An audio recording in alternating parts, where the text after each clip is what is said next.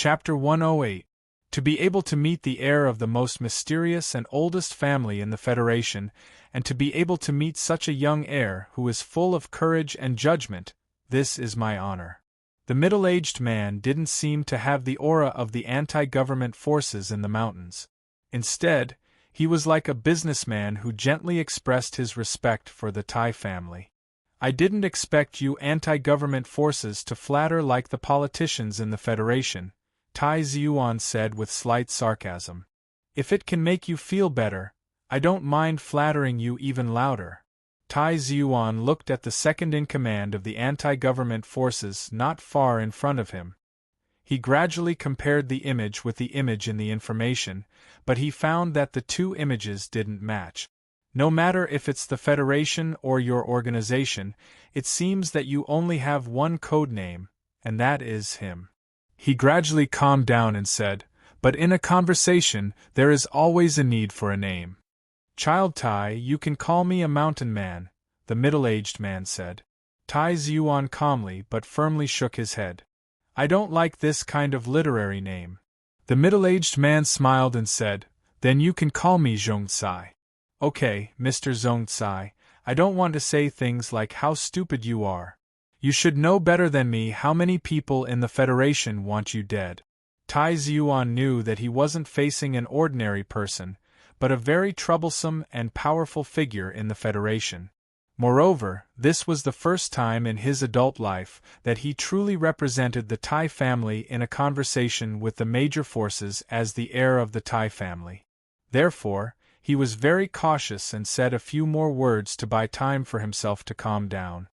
Please tell me your intention directly. He stared at the middle-aged man's ugly triangular eyes and asked directly. I come with the request of the 70,000 soldiers in the mountains, the hope of the 13 million citizens of the Federation in the mountains, and the trust of Comrade Nan Shui. The middle-aged man's tone was very serious at this moment. I come with the intention of peace, and I hope to get a response from the Federation. Peace? This was such a familiar yet strange word. This was especially true for the conflict between the Federation government and the anti-government army. How many years had it been since the anti-government army fought in the 4 prefectures? Although the military had gradually faded in the past 2 decades, the upper echelons of the Federation knew that the foundation of the anti-government forces was still above their military strength. Both sides had been fighting back for countless years, and countless people had been sacrificed. Blood had dyed every inch of the mountain red. Peace. Tai Ziyuan's fingers that were stirring the coffee instantly stiffened. A strange expression gradually appeared on his pale face. He had never thought that the second-in-command of the anti-government army would go straight to the point and actually throw out such a heavyweight bomb. The peace negotiations between the Federation government and the anti-government forces had gone through countless rounds and produced countless peace agreements. However, in the end, due to the betrayal of one party or the outbreak of an unexpected incident, the paper agreement would be put to rest. Even though the moderate faction of the anti-government forces had long ascended onto the Federation's political stage and began to seek the support of the voters with a non-violent image, in reality, in those areas outside of the media's reach, the armed conflict between the government and anti-government forces had always continued. If this was a normal peace negotiation, Tai Ziyuan definitely wouldn't be so shocked. However, since the person in front of him was the second-in-command of the anti-government forces, a core strength that was deeply trusted by Nan Shui, the peace he spoke of was naturally not the peace on paper. It was a real peace that could be implemented. You should contact the President's office or the Ministry of Defense directly. Tai Ziyuan took a deep breath and suppressed the faint excitement in his heart. He calmly said, if you are truly willing to return the Federation to a period of peace without civil war, I will represent the Tai family to express a 120% welcome and immediately provide full support to the 4 prefectures. These words were said beautifully, but in reality, they were equivalent to not saying anything. The peace negotiations between the government and the anti-government forces should have been left to the politicians and professional soldiers to negotiate. Tai Zhuan didn't have the urge to participate. He knew that, admittedly, this could bring him abundant political capital and a good reputation among the citizens. However, this was a matter that was destined to be complicated and extremely risky. If he wasn't careful, it could become a black hole that swallowed everything. Young Master Tai must be joking. If I could talk to the president of the Federation or those soldiers, I naturally wouldn't come to find you, the middle-aged man said calmly. The middle-aged man replied calmly, the federal government is used to going back on their word. If we really put down the guns in our hands and stop the roaring of the armored vehicles' engines, perhaps the next day countless mechas and planes will begin to attack the mountainous area. Then you still shouldn't have come to find me, Tai Zhuan said as calmly as he could. I am just a young man who is still studying. You can't expect me to do anything. But everyone in the major factions wants to get in touch with you at this time, because everyone knows that after the coming-of-age ceremony, Lady Tai will gradually return the family business to your hands, the middle-aged man said with a smile. Moreover, Lady Tai is not that easy to meet. I am not Senator Macklin. I am someone who is still on the Federation's war criminal list. If I dare to reveal my identity and ask to meet her in the capital special region, I'm sure that after 3 minutes, countless soldiers will begin to hunt me down. That's right. It's always easier to meet a student like me, Tai Zhuan said, but the problem is, although I just completed the coming-of-age ceremony, according to the family rules, I can't immediately decide all the family affairs. I believe that Lady Tai will gradually transfer the decision-making power to your hands, the middle-aged man said calmly. The mysterious Tai family has kept a low profile for countless years. Although they still haven't announced your coming-of-age ceremony this year, those who have gradually come to Yue University have proven that Lady Tai has no intention of continuing to hide your existence from the public. If my guess is correct, after you finish your studies at Yue University, you will enter the military. Perhaps you will even go to the front lines in the Westwoods to accumulate military merit. After that, you will begin to enter the government and begin to work as a government official. About 10 years later, you will begin to enter the political world to prepare for that final goal. Final goal? Tai Zhuan's eyes narrowed. He realized once again that this extremely mysterious man in the Federation's files was indeed not someone who could be easily controlled. At the very least, this man had an extremely powerful intelligence system and analytical ability. This ability in itself was enough to shock people. Other than the president. When the great Tai family steps out into the open for the first time, what kind of role play on the stage would you be interested in? The middle-aged man said with a smile. But that is a matter for many years to come. What we are talking about now is something that will happen soon. Speaking of what would happen soon, this middle-aged man's tone became much more serious and cautious. The federal military has been preparing for a military invasion of the mountainous region. This has made Comrade Nanshue and I feel an unprecedented pressure. The Federation's successive embargoes and sanctions have caused the resources in the mountainous region to be extremely scarce. Even if the citizens of the Federation who sympathize with you want to continue the secret donations from the past few years, due to the lack of channels, they are unable to send the donations to you. Furthermore, due to the existence of Senator Macklin, your base of support from the people in the 4 states surrounding the mountainous region has been greatly divided. Tai Zhuan easily pointed out the predicament that the anti-government forces were in. The people who support you are becoming fewer and fewer. Is that why you have thought of the word peace? The times are stronger than the people. A trace of vicissitudes of life flashed across the middle-aged man's face. That is why I have come with sincerity to seek a response from your family. I still don't understand. Tai Zhuan didn't feel the slightest bit uneasy just because the other party had exposed his family's future plans for his political future. He said coldly, "Even if I am already able to make decisions within the family. But what does this have to do with the peace negotiations between you anti-government forces and the government?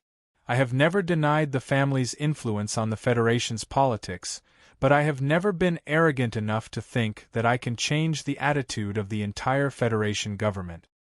"But you can try to change the attitude of the Federation president." The middle-aged man looked at Tai Zhuan and said with a smile, "Next year is the presidential election. I know that Senator Pabre has already met with the madam." Tai Zhuan raised his coffee cup, but he didn't drink it. He was deep in thought for a long time. This head of intelligence of the anti-government forces had once again proven to him the valiant power of the intelligence network under his command. The middle-aged man didn't shut up because of Tai Zhuan's silence. He continued his analysis calmly. "So, there are a few reasons why I have to take the risk to come here and talk to you. First, compared to the current Federation president and government, we, the anti-government forces, trust Senator Pabre's moral standards more. Secondly, although Councilman Powerb had a good reputation among the middle and lower-class citizens of the Federation, for the capital ring, and especially for S1, which had the most voters, this lawyer who was born in the family of Donglin miners, was still a somewhat unfamiliar face. He needs an explosive news event to help him gain the approval of the majority of S1 voters in the shortest amount of time. Third, Senator Pabre has no military experience. He has never shown the courage and determination to deal with unexpected situations. His ability in the field of national security has always been widely doubted. During the election, this will undoubtedly become a weakness for his election opponents to attack.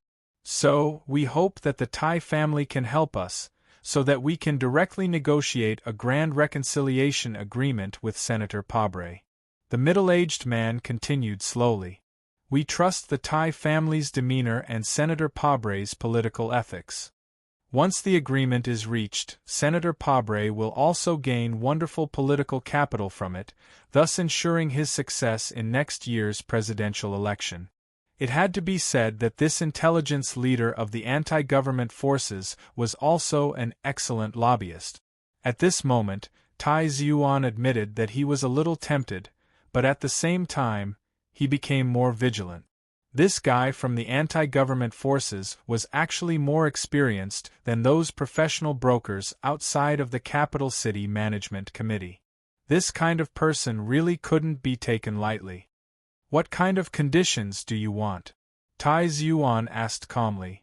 "Before Pabre becomes president, we will begin negotiations. During the negotiations, can the federal military gather troops take a break first? At the same time, the Federation government's economic blockade. Can we privately open a gap?" The middle-aged man smiled and said, "After Senator Pabre becomes president, naturally, everything can be discussed." Chapter 109. A book friend mentioned a bug regarding the AI chip and the Bureau of Proclamation.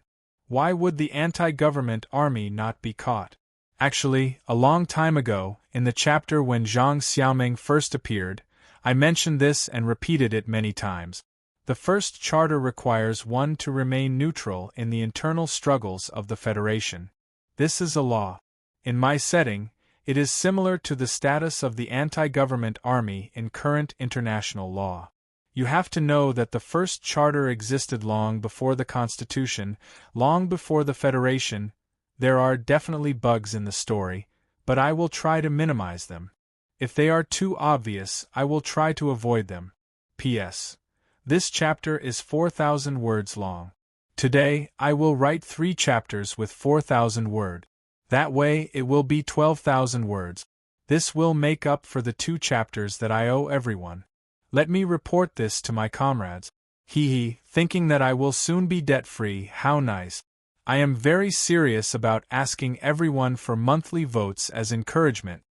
The long silence proved that this request made by the anti-government army was an extremely attractive exchange condition for the Tai family, for Tai Zhuan, and for Representative Pabre, whom he and his mother had already decided to support.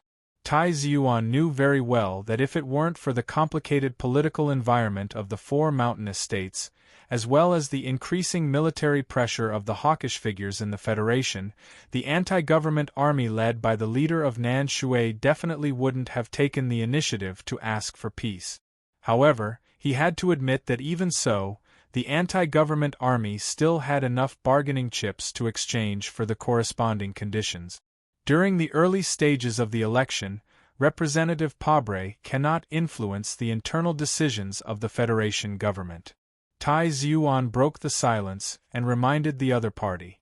Pabre can't, but public opinion can.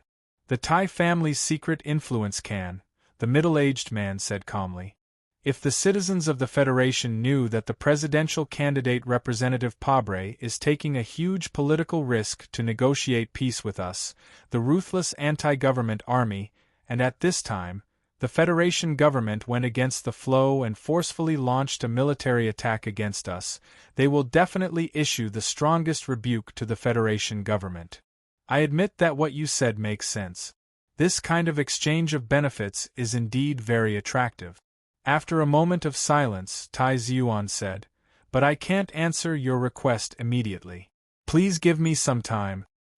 I can't stay in the Federation's core area for too long. You should know that." The middle-aged man smiled and said, "Although the Bureau of Proclamation won't care about me, I still respect the hounds of the Federation and the spiders of the Federation Bureau of Investigation. If I stay in the Federation for too long, I might be underestimating them."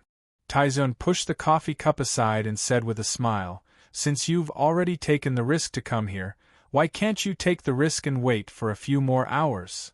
"The reason I dared to take the risk and come here today is because I know that no one in the Federation government would guess that I dared to take such a risk," the middle-aged man said calmly. "If you stay too long, it's not a risk, it's a fool. Then how should I contact you? With your ability, it should be easy for you to find out how I came in. When the time comes, I'll ask you to pass on the final decision to that young man." The corners of Tai Zhuan's lips curled up slightly, and he said with a smile, "This way, I still have to guarantee that young man's safety within the Federation's borders. Mr. Buatsai, your considerations have never left anything out." "No, I don't even know how much time I have left to run for my life after going down from the second floor," the middle-aged man said with a smile. Tai Zhuan quietly stared into his eyes, as if he wanted to discern what the other party had guessed from his words, or if it was just a habitual joke. A moment later, he looked at the other party and said seriously, "Your considerations are not bad. The exchange of benefits is indeed what I value, but what I value even more is the Federation's future. If I have the chance to capture you and kill you, I don't mind informing the federal military. Right now, I haven't informed them because I respect the role of a negotiator," Tai Zhuan said calmly. "Once you leave the scene of the ball, perhaps I really will have the Federation government do everything in their power to capture you. There has always been a saying that if the anti-government army didn't have you, they would have long become a dish in the hands of the government. This kind of temptation is actually no less than reaching a peace agreement." Hearing these words, the middle-aged man smiled slightly. After fighting with the Federation government for so many years, he knew better than anyone how much these privileged people in the Federation wanted to destroy the business in the mountains. These people who truly controlled the Federation were cold and heartless. However, he was sure that the other party wouldn't make a move at this moment at least, because this wasn't in line with the true interests of the other party's family. This time, he was taking a huge risk. He didn't even hesitate to expose his most successful spy within the Federation to meet with the successor of the Tai family. On one hand, it was because the anti-government army situation was indeed very dangerous. On the other hand, there was an even more important personal reason. He wanted to see with his own eyes what kind of person the new leader of the Federation's future was like. This kind of first-hand information was far more important than any kind of intelligence. Seeing Tai Zuan, the middle-aged man wasn't disappointed, but he was somewhat disappointed. He wasn't disappointed because he was sure that this successor of the Tai family wasn't a stupid person. However, this was also the reason why he was disappointed. Moreover, he could see that this person didn't have the slightest bit of sympathy or moral support for the anti-government army. Everything that was presented in the conversation was a naked judgment of benefit. As if he could guess what this second-in-command of the anti-government army was thinking, Tai Zuan slowly said, "Today, when the Empire is preparing to launch an invasion at any time, the anti-government army is still dividing the hearts of the people of the Federation for those illusory reasons, wasting the Federation's resources, and restricting the military strength of the Federation. In my eyes, you should all be considered traitors. The Bureau of Proclamation shouldn't give you legal status." The middle-aged man thought for a moment and then said seriously, "You and the family behind you are vested interests in the political structure of the Federation. Your opinion might not necessarily be correct. If the Empire really invades, I believe that in terms of resisting the enemy, the soldiers in the mountains will be more respectable than the people of the 4 major military regions of the Federation." "There's no need to judge things that haven't happened yet," Tai Zuan said. "No words can change the image of the anti-government army in my heart. We have never cared about how the important figures of the Federation view our cause. Perhaps in the distant future, we are destined to be a pair of natural enemies that can't coexist, but at least for now, we can work together," the middle-aged man said. "The coexistence of a cat and a mouse might be a very interesting thing. I really want to know who is the cat and who is the mouse. The will of the people cannot be resisted. The 7 major families are deformed existences. No matter how strong they are, there will be a day when they will become a street rat that everyone wants to beat down in front of the tide of history," the middle-aged man said calmly. "This is Mr. George Carlin's opinion, and it is to encourage you." "I will never deny this," Tai Zuan said. "But I always think that you are the big rats of human society. We can still work together if our paths are different, but if we don't agree, there is no need for a deeper conversation." The middle-aged man stood up with a smile and said, "If there is any good news, please inform that young man. If there is no good news, I will pour a cup of wine for your friend's friend in the mountains as a memorial." Tai Zuan stood up with a smile, ignoring the psychological attack of the other party. He said, "One last question. Where does your confidence come from? Why didn't the Federation catch you after confirming that you left the ball, just like when you followed Su Lu upstairs to make sure that there was no danger? Information is the source of all power." The middle-aged man bowed elegantly, which didn't match his vulgar temperament. "And my ability is a secret." Lai Zuan was silent for a long time before he said, "After this short cooperation, I will aim to destroy your armed forces for a longer period of time. But I have to say, in the entire universe, I only admire 5 people, and you are one of them. Today, I am able to negotiate with you for the first time since my coming-of-age ceremony. I have benefited greatly. I am very curious about which 5 people. I wonder if young Master C can satisfy this little vanity of mine." The middle-aged man's eyes lit up, showing just the right amount of curiosity. "Other than you, there is that ignorant man by the lake, George Carlin, whose fate is unknown. My distant relative from 8 generations ago, the current director of the Bureau of Proclamation, and the Empire's princess, who is said to have reached Mecha level 6 at the age of 12, Tai Zuan said seriously. "In my life, I will work hard for the 5 of you. Oh, human strength is sometimes exhausted. Everyone has their own areas of expertise. For example, in the field of information, I don't believe that there is anyone in this world who is better than me. Of course, this is still my secret. Then there is that old man in Philadelphia. I don't think there is anyone in this world who is stronger than him in terms of individual combat power. Young Master C, don't push yourself too hard. Hard work doesn't necessarily mean that you will achieve it. Tai Zuan smiled and said, Actually, I only hope that in the future, all the outstanding people in the Federation will become my subordinates. The middle-aged man sighed in admiration. Although the son of an aristocratic family is disgusting, this kind of self-confidence is indeed terrifying. The second in command of the anti-government forces appeared in the core area of the Federation just like that, and then quietly left, not even leaving behind a shadow. He only left a clue for the Tai family to follow. However, if the Tai family was willing to accept the conditions of the anti-government forces, that clue would be a secret that the Tai family had to keep. Tai Zuan raised his wrist to look at the time. After silently counting a few times in his mind, he said to Butler Jean beside him, Prepare a secret line. I want to talk to my mother. Butler Jean nodded in agreement. They had already given that person enough time to leave. If he really fell into the hands of the federal military, it would only mean that there would come a day when the legend would lose its luster. He used the identity of Uncle Shi Qinghai.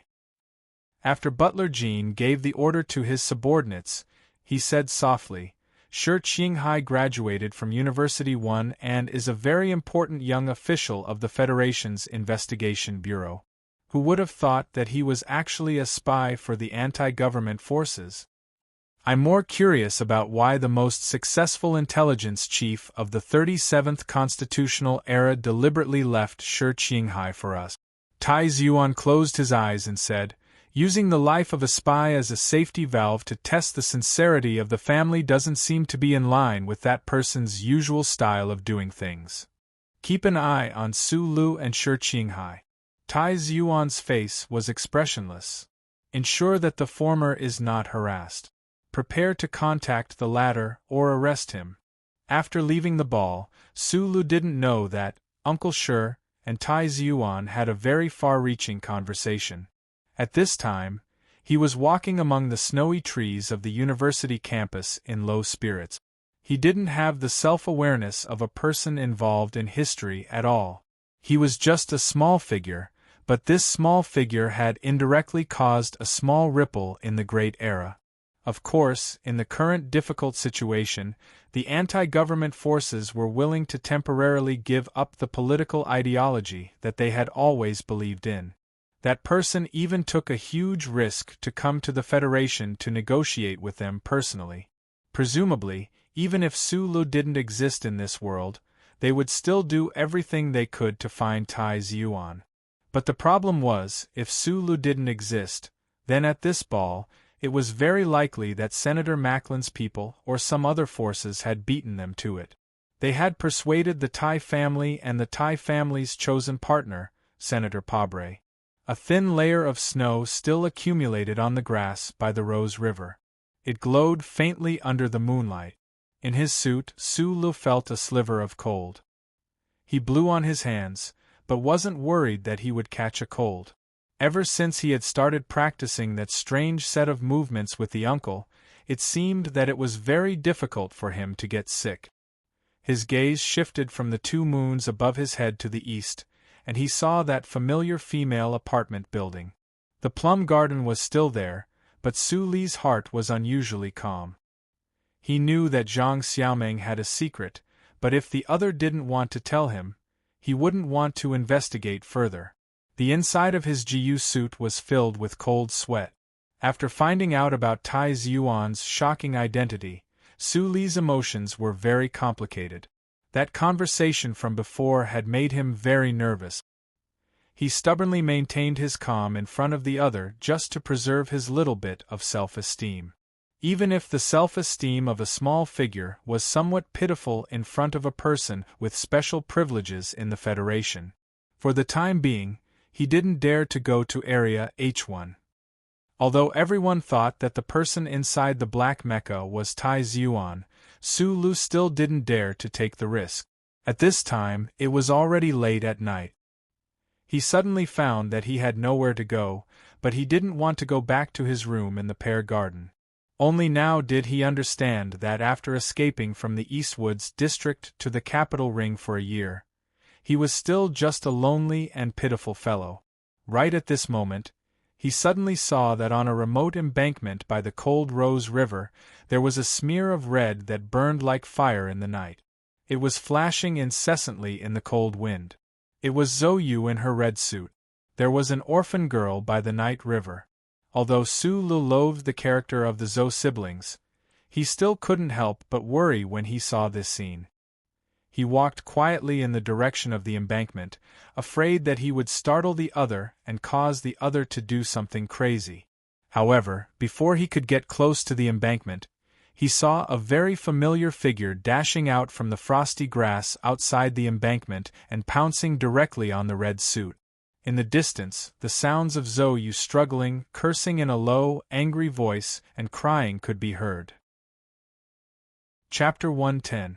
Late Ming Dynasty Painting Scroll, prosperous ending note in the golden spears and armored horses, the same historical event, a completely different late Ming Dynasty teamer, 10 years of chaos at the end of the Ming Dynasty, book number 1256818 http www. Chidian. Combook 1256818. YesBXBS. There's still a chapter of 4,000 words to be written at around 9 p.m. I'm trying to make up for it. Shi Qinghai was in a terrible mood. Ever since his boss arrived in Linhai, his mood had never improved. As a professional, he had been a spy within the Federation for so many years. He had always carefully hidden his identity and completed many missions assigned by the organization. He did feel very tired, but sometimes when he thought about it, he would feel proud. However, he never thought that after working so hard within the Federation for so long, he would have to face such a dangerous situation because of the organization's sudden idea. Regardless of the outcome of the negotiations between the anti-government forces and the Crown Prince, Shi Qinghai knew that his identity could no longer be hidden. Even if the Federation temporarily ignored him, after this incident, the Tai family would definitely not care about his life. If he was arrested by the Federation, what awaited him would be a life sentence. Shi Qinghai knew that there was no light in front of him. He could only wait and see when the darkness would come. He had thought about leaving, but in the Federation, where could he go? Unless he returned to S2's Huanshan Sizhou. However, the organization did not give him an order to leave. If he returned without an order, it would be no different from betraying the organization. In the anti-government forces cause, people like him were just pawns that could be sacrificed at any time. No one cared about their safety. This fact made him feel very bad. His handsome face was full of gloomy lines. He sat by the Rose River embankment, waiting for the final judgment to come. In the end, he did not expect to see the scene of a girl in a red dress jumping into the river. He pushed Zhou to the ground. Looking at this woman's cold eyes, beautiful face, and extremely cruel expression towards others and herself, Shi Qinghai did not know why he felt extremely angry. He said in a low voice, "I really don't know if you have a brain. It's just a little boy who didn't choose you to be his bed partner. Do you have to live or die?" Zhou, who was pushed to the ground, stared at Shi Qinghai's hateful face. She suddenly struggled and roared like an angry lioness. "It's all your fault. It's all your fault." Zhou was not sure if she liked the Crown Prince brother, because in these 2 years, she had only seen him twice. But in these years, everything seemed to convince her that she should like Tai Ziyuan. She had to like Tai Ziyuan. However, today's double moon festival ball made everything disappear. Thinking of the noble lady who had always been generous with her love for her, and thinking of all these years of waiting, she felt cold in her heart. It seemed that there was nothing worth cherishing anymore. So she left her friends, left the ball, and came to the quiet Rose River embankment. Perhaps she just wanted to commemorate her past in the cold moon, but she did not expect to attract a hungry wolf. Shi Qinghai was a very delicate guy, but he was very strong. Zhou Yu, whose wrist was held by him, could not get up no matter how hard she struggled. Shi Qinghai felt the soft body under him. At the moment when he was ready to die, he suddenly felt a trace of excitement that he had not felt for a long time. After being a playboy for many years, he seemed to have become numb to women. But today, on the grass, looking at Zhou Yu's helpless and beautiful face, he gradually had a reaction. In the cold night, this pair of hostile men and women, because of their different experiences, had the same feelings of disappointment and sadness. They rolled on the grass and stared at each other fiercely. Zhou Yu found that she was not as strong as this man. After looking at him quietly for a moment, she exerted strength in her waist and abdomen and bit Shi Qinghai's palm. Shi Qinghai's handsome face twisted, and the back of his hand suddenly bled. He was angry and slapped Zhou Yu's head. He scolded, "Do you think I really have tender feelings for women?" Zhou Yu looked at him coldly and said, "Either you kill me today or you wait to be killed. Once is enough for this kind of threat." Shi Qinghai stared at the fierceness on the woman's face and suddenly felt very excited. He said in a low voice, "Don't forget how I treated you when you threatened me in the garden." The wound on Shi Qinghai's thin lips proved that the scene in the garden after the ball was erotic and intense. The young man and woman on the thin snowy grass seemed to have thought of that scene at the same time. Some strange emotions appeared in their eyes, and almost at the same time, they made the same move and kissed each other fiercely. Su Lu stood at the edge of the woods and stared blankly at the scene by the river embankment. He could not understand how the story had developed into such an erotic scene. He thought that Mr. Shi was indeed a hooligan, and that Zhou Yu was indeed a psychopath. He had infinite admiration for them. There was nothing for him to do, and he did not know where to go. He scratched his head and walked to the iron gate of the pear garden. At around 11 o'clock the next day, an automatic alarm rang in a room in an apartment building in Linhai. Shi Qinghai immediately opened his eyes. Although in the hearts of all his colleagues, he was an extremely lazy and depraved playboy, but the good habits of a spy always played a role in certain details. Avoiding the scattered wine bottles under the bed, Shi Qinghai walked into the bathroom. After quickly washing up and dressing up, he made himself a very nutritious breakfast and began to read today's electronic newspaper. After reading the newspaper, he threw the plates into the sink and walked back to the bedroom. He began to stare blankly at the women on the bed who were still in a deep sleep. Outside the window it was already cold and snowy, but inside the window it was as warm as spring. The woman on the bed was completely naked. Her red dress was thrown on the corner of the bed, and the thin red silk quilt was carelessly draped over her, revealing her smooth, jade-like back and the shocking curves of her waist and hips. The woman was sleeping with her face facing the window, and only her graceful back was exposed to Shi Qinghai. Her jade-like skin contrasted with the red silk quilt made her look particularly attractive. Half of her plump butt was covered, and her slender, smooth thighs were completely covered. Only the faint lines could be seen, which added to her seductiveness. Shi Qinghai had forgotten how much wine he drank last night. He did not know how many one-night stands he had in his life, but quietly looking at the woman on the bed, looking at her full of seductive curves and her naturally wavy hair, there was a strange feeling in his heart. If it were not for the constant fear of being arrested by the Federation, he might never have had sex with such a troublesome person, especially when he was very clear about this woman's background and her coldness. "Don't pretend to be asleep," Shi Qinghai said indifferently. "I have to go to work today." Zhou Yu lazily turned over on the bed, her eyes still closed. The remnants of makeup between her eyebrows were not ugly, but instead gave off a beautiful feeling like a red flower after the rain. She subconsciously pulled up the thin, red quilt to cover her chest, then slowly opened her eyes and asked, "What time is it?" 11 o'clock.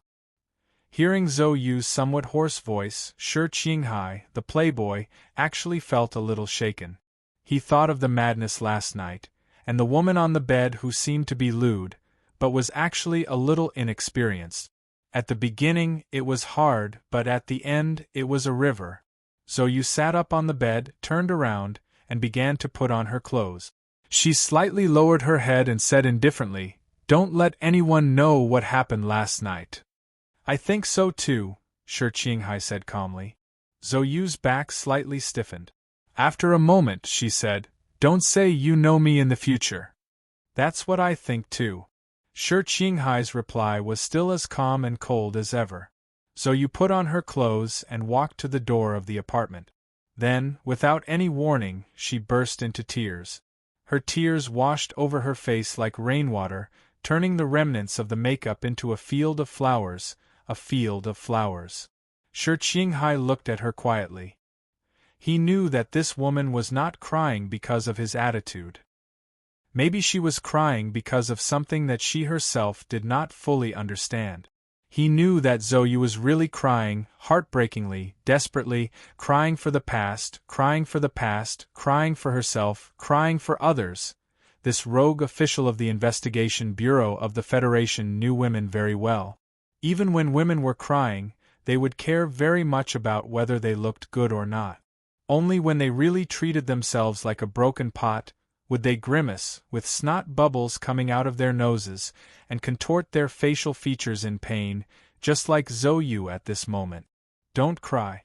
I'm about to die, but I didn't cry. What do you have to cry for?" Shi Qinghai's expression was particularly gloomy. At this moment, the intercom in the apartment rang.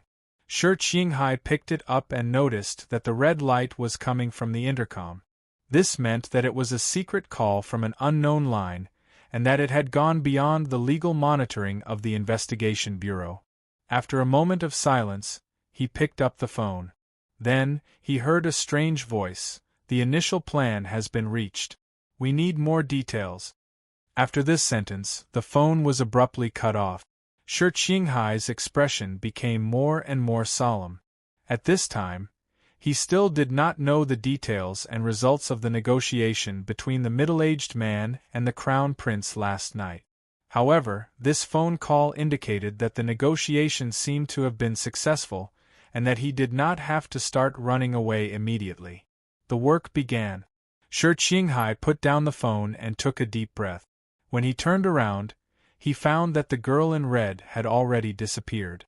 "I'll be very busy these days." Su Le listened to the voice on the other side of the phone quietly. He did not answer, but listened very carefully to Shi Qinghai's words. "You know that I'm an official of the Investigation Bureau, and I often have to carry out some shady missions. So, maybe one day I'll disappear." Shi Qinghai said casually on the other side of the phone, "If one day I really disappear, don't worry too much, and don't try to find me." His voice was relaxed, but Su Lu smelled a trace of an inauspicious sign. He wanted to ask, but from his friend's tone, he could tell that it was impossible for him to tell the truth. "The problem now is that my missions are all secret. If I disappear, maybe the Investigation Bureau will investigate you." Shi Qinghai's voice on the other side of the phone became extremely serious. "Just tell the truth. Don't try to hide anything in front of those professionals. You can't hide anything from them. Besides, we're just ordinary friends. They should be able to find out the truth. I don't know how you know Tai Zuan, and there's no need to know now. I just want to remind you that if you run into big trouble after I disappear, you can try to mention his name. I believe there shouldn't be too much of a problem." Su Lu had been quietly listening to Shi Qinghai's instructions, but at this time, he couldn't help but ask, "No matter how secret a mission is, there will be a day when it's completed. If your disappearance means that you won't come back, I hope you can still let me know. After all, I don't have many friends in the Federation." Shi Qinghai paused for a moment on the other side of the phone, then said, "I'll try my best." Su Lu held the phone tightly, squinted his eyes out of habit, and said seriously, "No matter what kind of trouble you're in, I hope you can take care of yourself." After this phone call, Shi Qinghai disappeared from Su Li's life. After a few days, Su Lu even went to the Linhai field office to look for him. In the end, the members of the 4 departments said that section chief sure had taken a 2-month-long leave. No one knew where he was going. Sulu couldn't help but worry, but in the situation where he couldn't contact him, there was nothing he could do. The mysterious Tai Zuan also disappeared with Shi Qinghai. Sulu took the risk to enter the H1 area one night, but he didn't find the coffee in the lounge. However, he confirmed that Tai Zuan should still be on campus, but he seemed to be busy with something. For a moment, Sulu was extremely dissatisfied with his life. It was rare for him to have 2 or 3 friends, but all of them seemed to come and go like ghosts, mysteriously disappearing just like that. He thought to himself in annoyance, could it be that in this world there was someone more mysterious than him? After the late autumn came the cold winter. Heavy snow piled up on the streets of Linhai University. The biting cold wind made most of the students choose distance learning instead of leaving the apartment to listen to the professor's lectures. Sulu still walked through the pear garden, wearing the green military windbreaker that Mrs. Zhong gave him. He braved the wind and snow, silently studying, and silently living his life. The aftermath of the Double Moon Festival dance party had already dissipated, and the students on the road pointed at Sulu had already disappeared. The only interlude was that the son of the Sun family, who had his front teeth knocked out by Sulu, sent a gift to express his intention to reconcile. It was also through this detail that Sulu understood that the heir of the Tai family was indeed an existence that was infinitely revered in certain circles in the Federation. Chapter 111. Suli's hand that was holding the phone froze for a moment, then he simply said, "Okay." He put the phone away and came back to his senses. It had been more than 20 days since the ball, and he hadn't seen Zhang Xiaoming for more than 20 days. He looked at his class schedule and realized that the next day was the last day of December. Of course, there were no classes. He realized that the peace and solitude had lasted for so long that he had forgotten about the arrival of the new year. At this time, Zhang Xiaoming was in a daze in her single apartment. She glanced at the black-rimmed glasses by her hand, and her delicate face showed a trace of distress and struggle. After the Double Moon Festival ball, Tai Zuan disappeared again, and she couldn't find any opportunity to get close to that person. The failure of this mission didn't make Senator Macklin unhappy. On the contrary, the fatherly elder comforted her and told her to be careful and hide her identity. At the same time, he secretly pointed out that since the male student named Sulu met Tai Zuan by chance, perhaps there would be a good result if she set out from there. Should she use Sulu to get close to that person? Zhang Xiaoming's long eyelashes fluttered twice, and she immediately rejected this idea. She didn't want to hurt that man again after hurting him. On the last day of the 66th year of the 37th Constitution, the Federation was immersed in the atmosphere of celebrating the new year. Although the Empire, which was light years away and across the galaxy from the West Woods, was still a shadow in the hearts of the Federation citizens, the front lines were too far away, and everyone subconsciously didn't think about that problem. The people of the Federation cast their anxious gazes toward the S2 region. After the election in the S2 region surrounded by the mountains, the Federation government's accusations against the opposition members intensified, accusing them of not really laying down their weapons. The federal military also began to step up its preparations for war. The outbreak of the Civil War once again seemed to be inevitable. Senator Medellin, who was born in the anti-government army, had successfully been elected as a member of the new Federation Management Committee. He had truly entered the core political area of the Federation. However, no matter how loudly he shouted in various meetings in the capital special district, he could not really eliminate the danger of civil war. This was because everyone knew that Senator Macklin could influence the people in the 4 states, but he could not influence the anti-government armed forces in the mountains. After years of embargoes and economic sanctions by the Federation, the anti-government forces in the mountains were on the brink of collapse. They could not just wait to be suppressed by the Federal Army. They would definitely choose some kind of counterattack. Although there were so many worries, for the ordinary citizens of the Federation, life had to go on. These questions about politics and life and death could only make them sigh and lament when they read the electronic newspaper. On New Year's Eve, all the famous restaurants were fully booked, and the neon lights of the amusement park began to shine in the daytime, creating a peaceful and happy scene. Family members and lovers who had holidays occupied the large Ferris wheel and the special restaurants in the world of ice and snow. Compared to the liveliness, the towering Iron Tower in Linhai had lost its charm as a tourist attraction and became incomparably quiet. This was because not many people were willing to run to the top of the Iron Tower in such a cold winter. Sulu didn't take the elevator. Instead, he carried his backpack and climbed up the Iron Tower step by step. His face was slightly red, and beads of sweat seeped out from his hair. However, his breathing was still steady, and he didn't feel tired at all. Today, he could already train his nerves and muscles in his daily life, making the mysterious power in his body more and more peaceful, and also more and more powerful. The cold wind whistled on the sightseeing floor of the Iron Tower.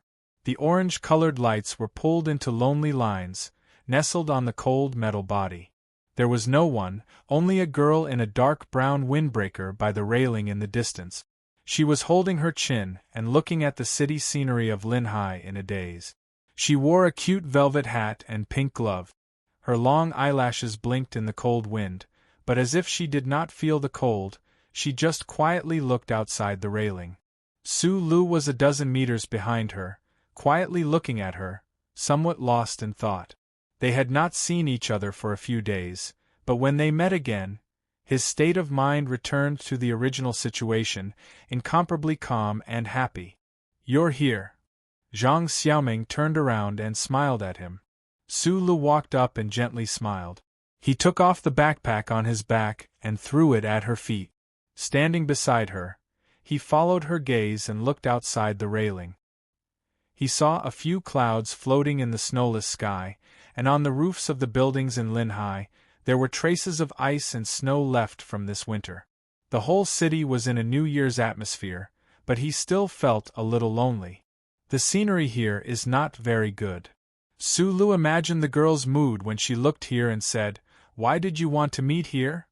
"When I was young, my parents were very busy with work, and I didn't want to sit in those small rooms on the Ferris wheel, so I like to come here to see the scenery by myself." Zhang Xiaoming exhaled a mouthful of fog and stared blankly at the shadow of the Ferris wheel in the distance. She said, "That day at the ball I refused to dance with you.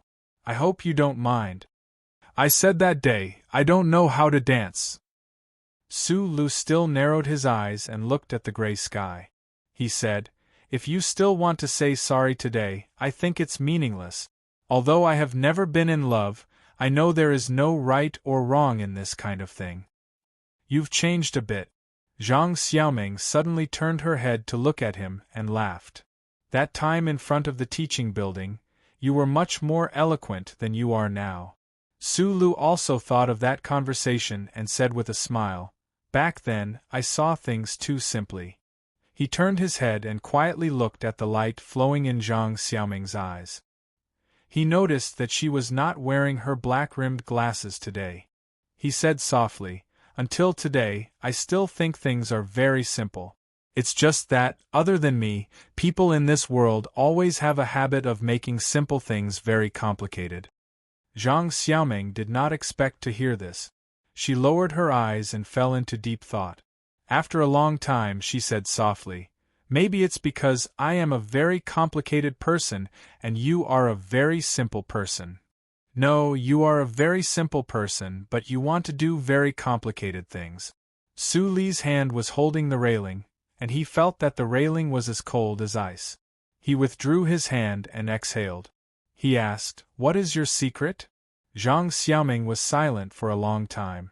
She said, "A year ago, I was doing voluntary support work in the office of Senator Medellin in S2. I know that. There are many young people in the Federation who go to the 4 states to do this kind of work. Su Lu said, "You are back, and the government has determined that you are a returnee. This shouldn't be a problem. The problem is, until today, I am still working for Senator Medellin." Zhang Xiaoming suddenly smiled, but her smile was cold. After hearing Zhang Xiaoming's true identity, Su Lu fell silent. After a long time, he said softly, "And then? Although I have not received professional espionage training, what I do is actually not much different from a spy." Zhang Xiaoming lowered her head and looked at the heavy backpack by her feet. She said, "I came back to your university for only one purpose, and that is to get close to Tai Yuan and help the senator establish some kind of direct connection with him." "And then?"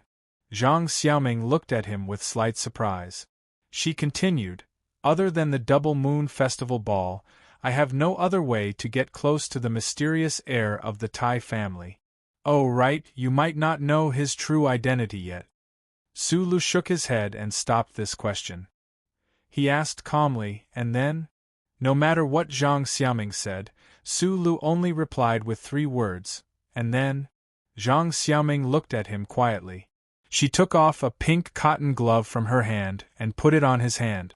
She lowered her head and said softly, "You don't seem surprised at all, and you don't seem angry. Actually, the number of strange things I've encountered in my life is more than you can imagine." Su Lu put on the glove on his left hand, and his right hand naturally held her hand. He looked at her and said seriously, "I just don't understand what these things have to do with what happened between us. I am a spy." Zhang Xiaoming looked at him seriously. She didn't understand and said, "Are you not afraid at all?" Su Lu muttered a few words in annoyance. He thought to himself, "I'm still a fugitive." He sighed and shook his head. He gently parted Zhang Xiaoming's hair under her cap. He looked at her smooth forehead and said with pity, "If this is your secret, I guessed it a long time ago, but I didn't think that the truth I guessed was the truth." Zhang Xiaoming laughed bitterly. She turned her head and looked at the sky outside the railings. She said, "I know I hurt you and I shouldn't have said these things. But if I don't explain it to you, I will feel very bad. You wanted to get close to Tai Yuan, so you left me." Su Lu helped her organize the messy information. After a moment of silence, he said, "And now you realize that I know Tai Yuan. If you wanted to get close to him, it would have been more convenient for you to stay by my side. You didn't look for me for so many days. It is clear that you don't want to look back. If I were to return to you under these circumstances, it would be an insult to both of us." Zhang Xiaoming let go of his hand and held her face. Her face was full of relief and determination. "I won't let myself do such a thing." Su Li's mood was slightly better. "You once asked me what I thought of George Carlin's theory and the people in S2. I once said that I sympathized with them and was willing to support them, but I don't understand. Is it because you are willing to sacrifice something, you can sacrifice the love between us?" Zhang Xiaoming's nose wrinkled in distress. She sighed and said, "Maybe you think it is funny, but it is my belief. And I will definitely return to S2 in the future. Your dream is to be the chief engineer of the Shell Motor Company. The two of us don't have a future to begin with. Let's not talk about the future. Let's talk about the present. You are here today. It seems that the people you serve have new requirements for you." Su Li's eyes narrowed. He said mockingly, "I respect any belief, but a belief that requires one to sacrifice one's feelings and betray one's feelings. In my opinion, it is a disgusting thing." Zhang Xiaoming felt his anger. She silently changed the topic. "The pressure on S2 is too great. The soldiers and workers living in the mountains are about to be attacked by the federal military, and the only ones who can change the will of the Federation government are those big families. Tai Yuan is the heir of the Tai family, one of the 7 big families. If Senator Macklin can gain his trust, he will be able to help the people in the mountains get through these difficult times. In your opinion, I betrayed the feelings between us for some illusory belief. But in reality, I am doing this for the sake of those fresh lives. After a long silence, Su said, I haven't seen Tai Yuan for many days. I may not be able to help you on your side. I just want to confess everything to you. Zhang Xiaoming looked at him. Her eyes were filled with tears. Su took her into his arms. His hands slipped into her brown windbreaker. Sticking close to her soft and warm body, he hugged her tightly and refused to let go. He sniffed the faint fragrance around her neck and said, You are my first woman. Zhang Xiaoming leaned into his arms and said, You are my first man. I like you. I like you too. Are you really going to leave me? Yes. Then what is it between us? What was that night? Was it charity for a poor man like me before he died? Su Li's voice suddenly became angry. Zhang Xiaoming lowered her head and held his chin like a kitten. She said faintly, Just think of it as charity for me. Maybe then you won't be so unhappy. Have you ever thought that those big shots who play politics are just using you? Have you ever thought that you're just a girl who doesn't know anything? You're very childish. Su stood up straight, forgetting that she was still a young girl who wasn't even 20 yet. She looked into Zhang Xiaoming's eyes with melancholy. Zhang Xiaoming smiled, but tears began to flash in her eyes. Her nasal voice was very strong. She said with a sniffling voice, I am still young. I have to be childish while I can. At this moment, Su knew that he couldn't persuade her to leave that strange world. He vaguely understood the philosophy and thoughts of some people in this world. At this moment, he began to understand this girl's stubbornness and began to feel the sadness that came early. Chapter 112. After the fireworks bloomed, Su and Zhang Xiaoming walked down the iron tower.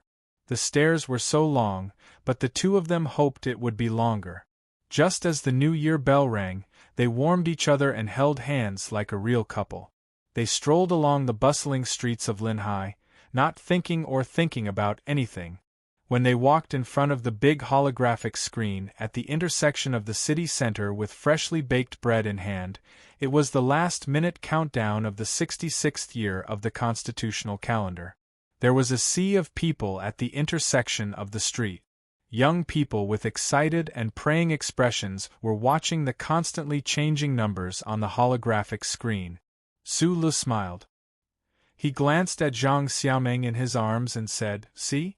Actually, most people's lives are normal and full like this. The crowd was crowded, and the chill of winter was forced back. Zhang Xiaoming, whose cheeks were slightly red, took off her hat and said, But we can't always just look at the surface. The two of them were silent in the sea of people, quietly cuddling together. It was strange to say that this young man and woman were used to being silent in front of others. Only when they were together did they seem to have more words and expressions. 10, 9, 8, 7. As the numbers on the huge screen changed, the people in the square at the crossroads began to loudly count down. Their voices became louder and louder, more and more orderly, shaking the two bright moons in the sky. 3, 2, 1. The numbers finally reached 0, and the 66th year of the constitutional era took its last step. The second hand of the new year welcomed the cheers of countless people and ribbons in the square. Happy New Year! Happy New Year 67! People happily waved the scarves and hats in their hands and blew the trumpets to add noise to the New Year's atmosphere. Their companions began to hug each other, and the young men took advantage of the New Year's atmosphere to bravely hug the girls they didn't know. Zhang Xiaoming held back her laughter as she was dragged away by Su away from this noisy and dangerous area. At certain moments, the possessiveness and jealousy displayed by young men would be extremely cute, making a girl's heart feel sweet. However, that trace of sweetness turned into calmness and disappointment in an instant. She looked at Su and said, My mission has failed, so it's also over. There's no meaning in staying in Yue University anymore. I'll probably return to S2 the day after tomorrow. Su remained silent. He didn't say anything like waiting for her. After this parting, he didn't know when they would meet again. He also didn't try to keep her. The situation in the 4 prefectures was too critical. She had to return to the place she missed and fight with those strangers. Be careful. He lowered his head and put the glove back on her hand. He gently held it and then gave her a New Year's hug. Suddenly, his gaze moved from Zhang Xiaoming's shoulder to the hologram screen in confusion. This was because he discovered that the face of Jian Shuer, who was doing the New Year's greeting on the Federation TV station, had suddenly disappeared and was replaced by a very familiar news anchor. At the same time, Su Lu wasn't the only one who noticed the change in the hologram screen. The people in the square at the end of the street also looked at the hologram screen in confusion. The female news anchor's expression was slightly flustered. She said, "Now, we'll broadcast a piece of news that our station has just received." After saying this, the good news anchor immediately calmed down. A piece of news from a reliable source has confirmed the Federation TV station's news often had a break in breaking news, but on this special occasion of the New Year, it was undoubtedly a very important thing to do. The people in the square at the end of the street quieted down. They looked at the huge hologram screen with a trace of uneasiness and listened to the female news anchor's voice in the air. The female news anchor's voice was a bit hurried, but there was an unconcealable joy between her eyebrows. The people in the Federation who were watching this news immediately felt relieved. It seemed that the president was not assassinated, nor was it the Empire taking advantage of the Federation's new year to launch a brazen invasion. Then what kind of good news would make the Federation TV station's director make the decision to break in the broadcast at the first possible moment? Just half an hour ago, the Federation Management Committee member Mr. Pabre's transport plane has landed at the Green Dragon Mountain Airport in Region S2.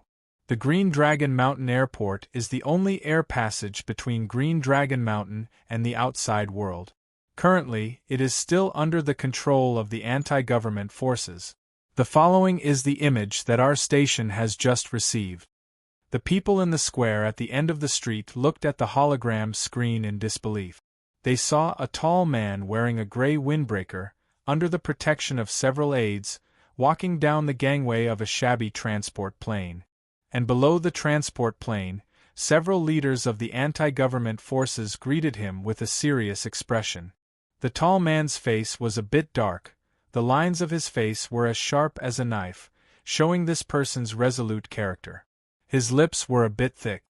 He was the rising political star of the Federation in the past 2 years, Member Pabre, who was deeply supported by the majority of the middle and lower class people. In the news image on the hologram screen, Member Pabre's broad right hand and the hand of the leader of the anti-government forces were tightly clasped together. At the same time, the Federation TV station's news anchor's voiceover continued to sound. "We don't know when Member Pabre left the capital special district and went to the Green Dragon Mountain military area, but according to the press release sent by the member's office, Member Pabre's trip was invited by the anti-government forces leader Nan Shui to negotiate a settlement agreement. According to the latest news, the two sides have reached an agreement on the specific details of the agreement. Within the next 48 hours, the anti-government forces will fully withdraw from the 4 states around the mountain, maintaining an effective zone of peace between them and the government forces. Member Pabre's office has publicly called for the government and the military to maintain a restrained attitude before the settlement agreement is signed. At the same time, they said that the specific provisions of the settlement agreement will be sent to the Management Committee and the President's office in the shortest time possible. Member Pabre believes that this settlement agreement will certainly satisfy the dignity and demands of all parties. According to our station's reporters in the 4 states, before 8 o'clock last night, the anti-government forces had already begun to withdraw, but no one expected that this was to welcome Member Pabre's sudden visit. According to analysts, the reason why Member Pabre's office showed such confidence in the press release is because the member has already obtained some kind of promise from the leader of the anti-government forces, Nan Shui. The anti-government forces will make great concessions in the negotiations and accept the 3 key conditions put forward by the government. The crowd in the square at the end of the street, who had been quietly listening to the news, finally burst into cheers at this time. Whether it was from the news or from Member Medellin's busy lobbying activities, the people of the Federation guessed that the military operation in Region S2 was about to begin, and that a civil war was about to break out. This fact cast a shadow over the new year. However, just after the new year, Member Pabre, who took the risk to travel to the anti-government forces area on a transport plane, brought such a big surprise to the people that they couldn't help but cheer. The President's press release has just responded by welcoming the peaceful intentions shown by the anti-government forces at the arrival of the new year. At the same time, they are grateful to Member Pabre for his tireless efforts for peace, and are grateful to Member Pabre for taking the risk to personally travel to the mountain area. However, the press release also said that Mr. President is temporarily unable to understand the specific contents of the agreement, so he is unable to make a specific evaluation. The Management Committee has temporarily maintained silence. A liaison officer of the member's office, who is willing to be named, expressed doubts about the true purpose of Member Pabre's trip. He also insisted that the action without the authorization of the President and the Management Committee is not legal, and that the legendary reconciliation agreement actually has no legal effect. The crowd in the square let out a series of extremely harsh boos. At this time, if the Federation Management Committee dared to pour cold water on this hard-won peace process, it would only cause the dissatisfaction of all the people of the Federation. The official dared not reveal his identity. It was obvious that he was a member who was unwilling to serve him. In the next election, he would be mercilessly abandoned by the angry people. The news footage on the hologram changed to the image of the withdrawal of the anti-government forces that the television station had just received. The anti-government forces wearing dark military uniforms were methodically sitting in armored vehicles, along the rugged mountain road, and retreating into the deep mountains and forests. Immediately after, the news anchor's voice sounded again. The Ministry of Defense still has not officially responded. According to analysts, the federal military has been preparing for the spring offensive for as long as 2 years. It is impossible for them to slow down the pace of preparation for war because of the reconciliation agreement reached by Member Pabre alone with the anti-government forces. The spokesperson of the Ministry of Defense, citing that today is a public holiday, rejected our request for an interview. When she said this, the female anchor's expression was very serious, but her voice deliberately paused. It was obvious that she wanted to use the ridiculous excuse of the Ministry of Defense to be booed by all the people of the Federation. General Zhou Yingxing, the Deputy Director of Logistics of the Ministry of Defense, said in his personal capacity during an interview with our station, "As a loyal soldier of the Federation, he will firmly carry out every order of Mr. President and the Management Committee. However, he is more willing to let the mechas and bullets of the Federal Army pour down on the land of the Empire people. He is very optimistic about the future prospects of this reconciliation agreement. All the signs show that Senator Prabel's adventure has already borne a lot of fruit. Peace may come, but civil war may not start." The female anchor on the hologram looked at the camera and said with a smile, "Without a doubt, this is the best New Year's gift that Member Pabre has given to all the people of the Federation in the 67th year of the constitutional calendar." Hearing the cheers around him, and hearing the voice of Member Pabre, Su Lu retracted his gaze from the hologram. He couldn't believe his ears and laughed happily. He looked at Zhang Xiaoming beside him and said, "It looks like you don't have to rush back." Zhang Xiaoming looked at the images on the hologram in disbelief. She asked in surprise and doubt, "Why wasn't there any news beforehand?" The member of parliament doesn't seem to know either. Right at this moment, Su Li's phone rang. A familiar voice that he hadn't heard for a long time came from the other end of the phone. That voice was full of fatigue and faint satisfaction. My work is done. Where are you? Have a drink with me. Chapter 113. The bar was full of people celebrating the new year. Stimulated by the alcohol and the good news that had just been broadcasted on the news, people were talking loudly about something and toasting people they didn't know. Su Lu struggled to walk to a quiet corner of the bar. When he saw the 2 empty bottles of hard liquor in front of Shi Qinghai, he couldn't help but shake his head. Shi Qinghai was still wearing his wrinkled suit, and his whole body was emitting a sour smell. There was nothing on the table except for a few bottles of amber hard liquor, 2 wine glasses, and a bucket of ice. Zhang Xiaoming didn't come with you? Shi Qinghai lazily opened his eyes.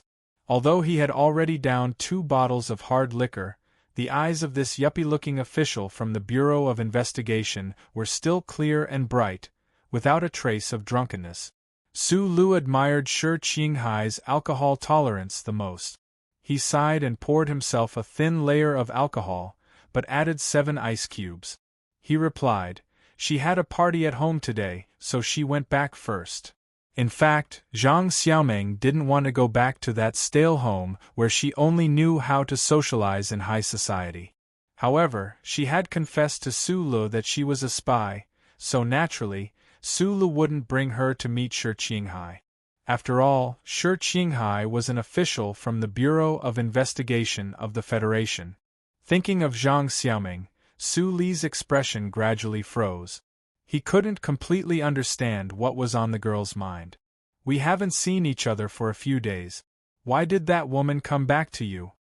Shi Qinghai saw his expression and frowned. When he found out that Zhang Xiaoming and Su Lu were together over the phone, he immediately guessed that it was related to Senator Macklin.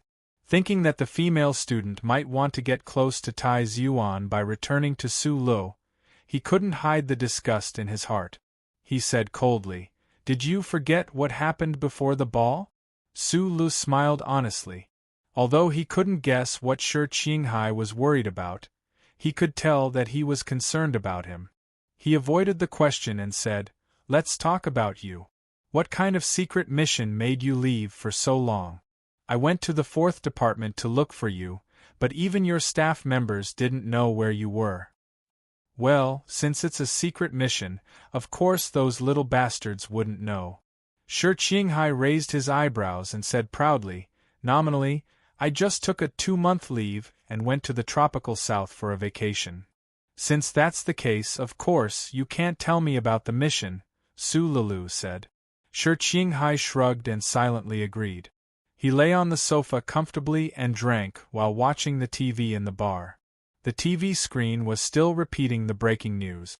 On the screen, Counselor Pavel looked very calm as he walked up the gangway. The wind in the S2 Green Dragon Mountain area made his windbreaker flutter in the wind. Shi Qinghai looked at the screen and pursed his thin lip. He narrowed his eyes and fell into deep thought.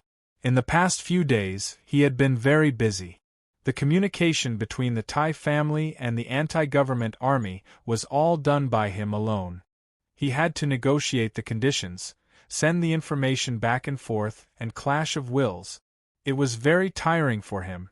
The second in command of the anti-government army had left Linhai a long time ago, so he had to do everything by himself.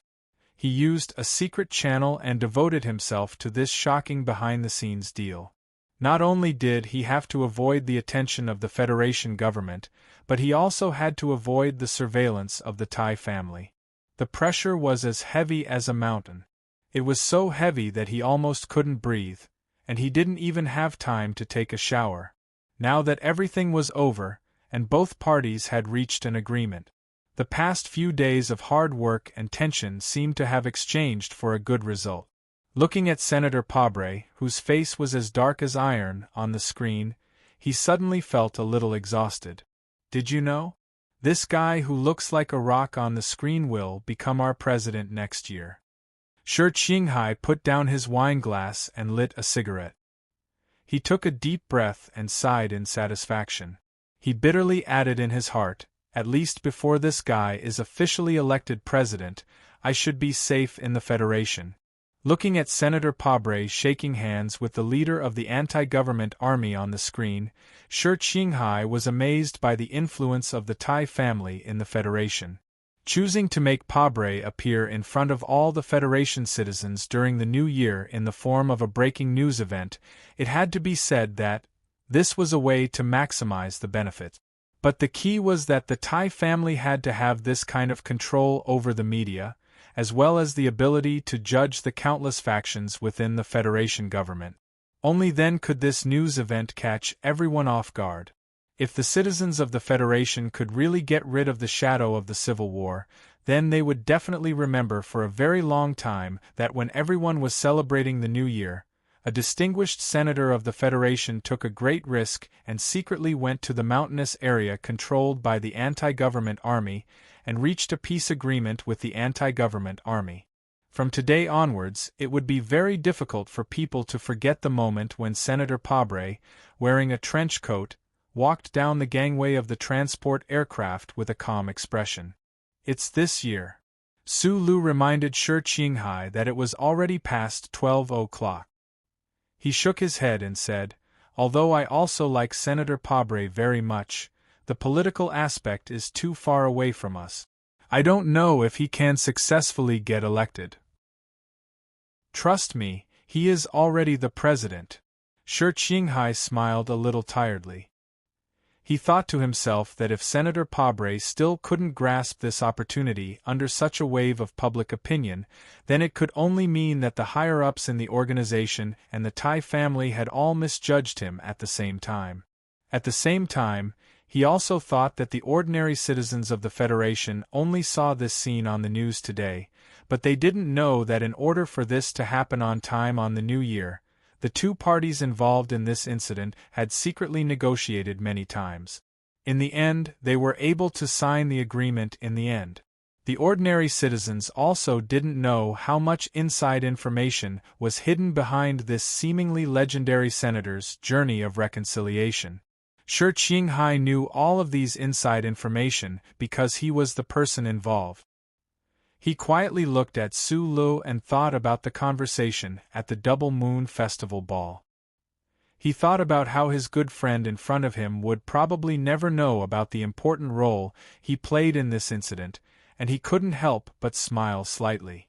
After stuffing out the cigarette, Shi Qinghai raised his wine glass and said to Su Lu, "To the peace of the Federation." Su Lu raised his wine glass and replied with a smile, "To our future president." Shi Qinghai downed the strong wine in one gulp, and a strange smile appeared on his face. "Yes, to our president."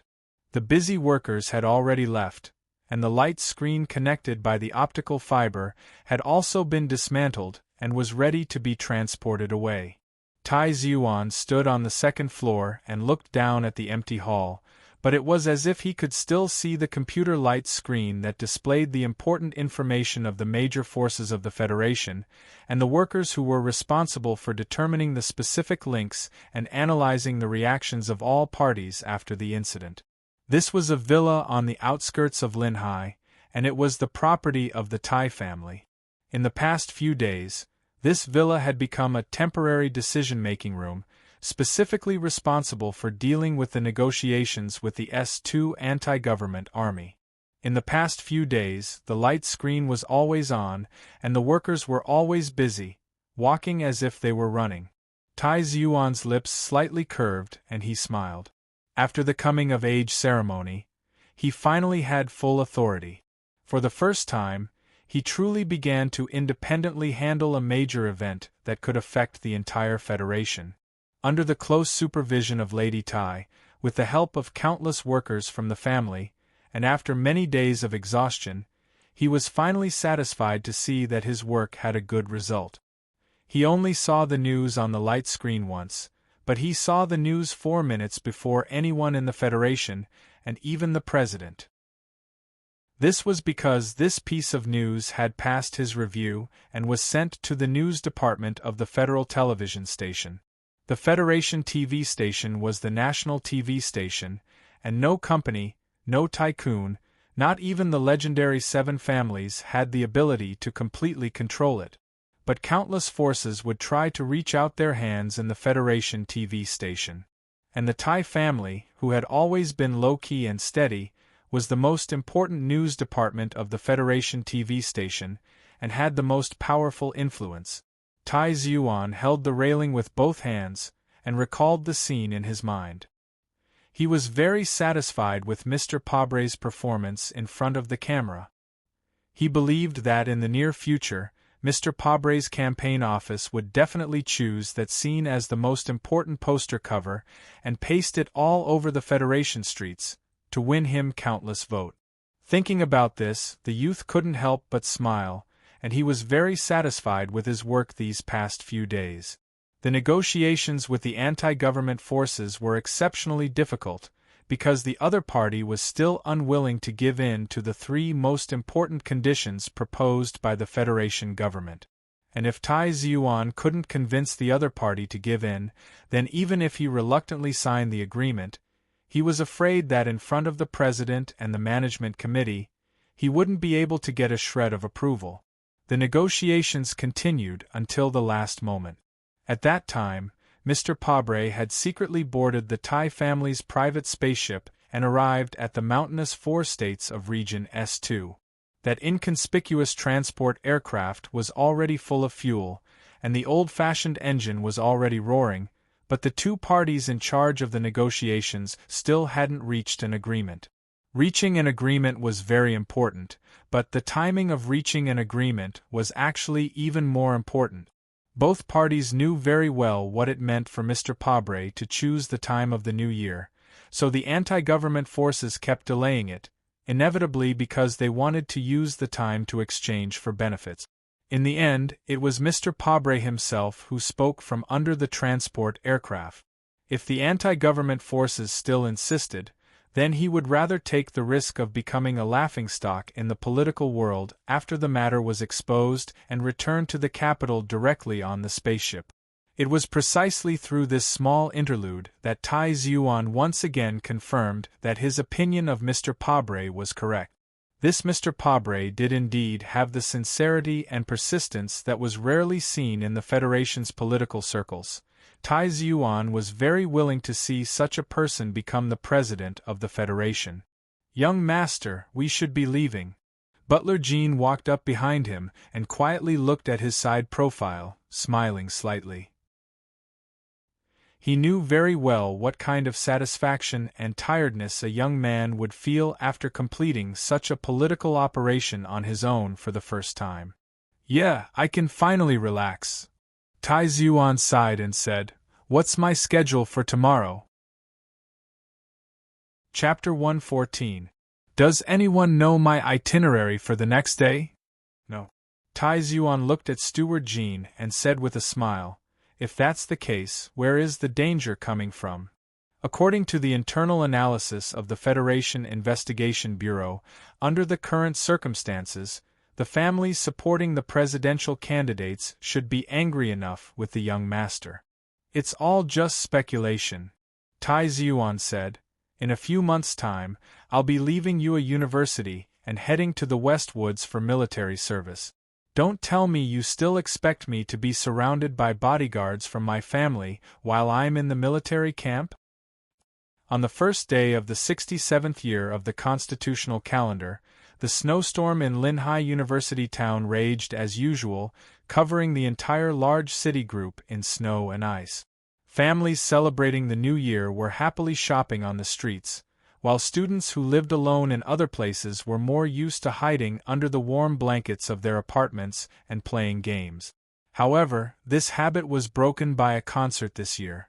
All the major campuses were quiet, but the comprehensive gymnasium by the Rose River in the northwest corner of the university town was bustling with noise and excitement. Sulu brushed off the snow on his body and took a deep breath.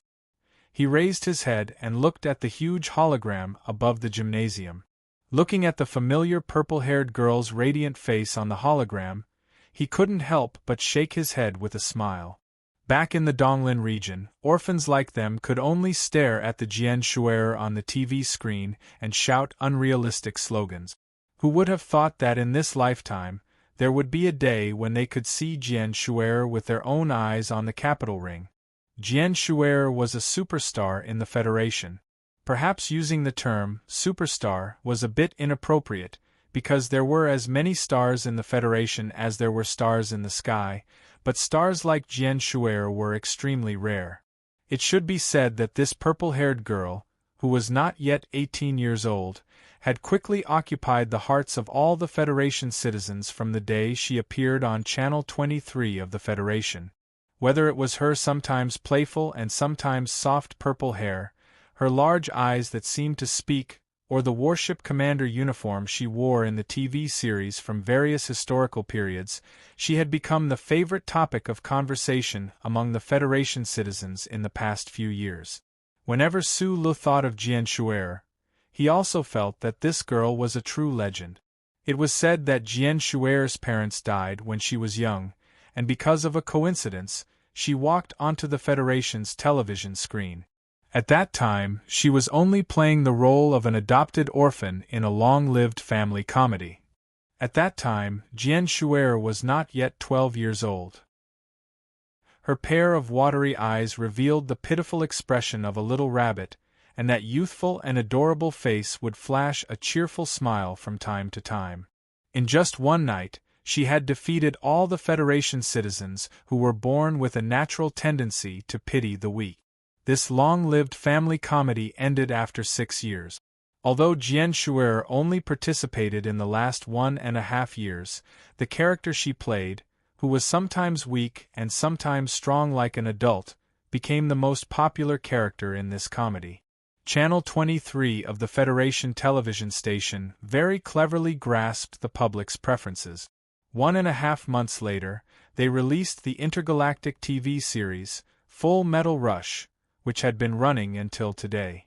This TV series depicted the entire course of a female Federation warship commander, from her entrance into the military academy, to her internship, and finally her participation in the war against the Empire. The scriptwriter's skill was extraordinary, successfully portraying a female lead who had the wisdom and composure of an adult, but at the same time also had the charm of a young girl. This female lead was naturally played by Jian Shuer. As soon as this TV series was released, it immediately received an unprecedented response.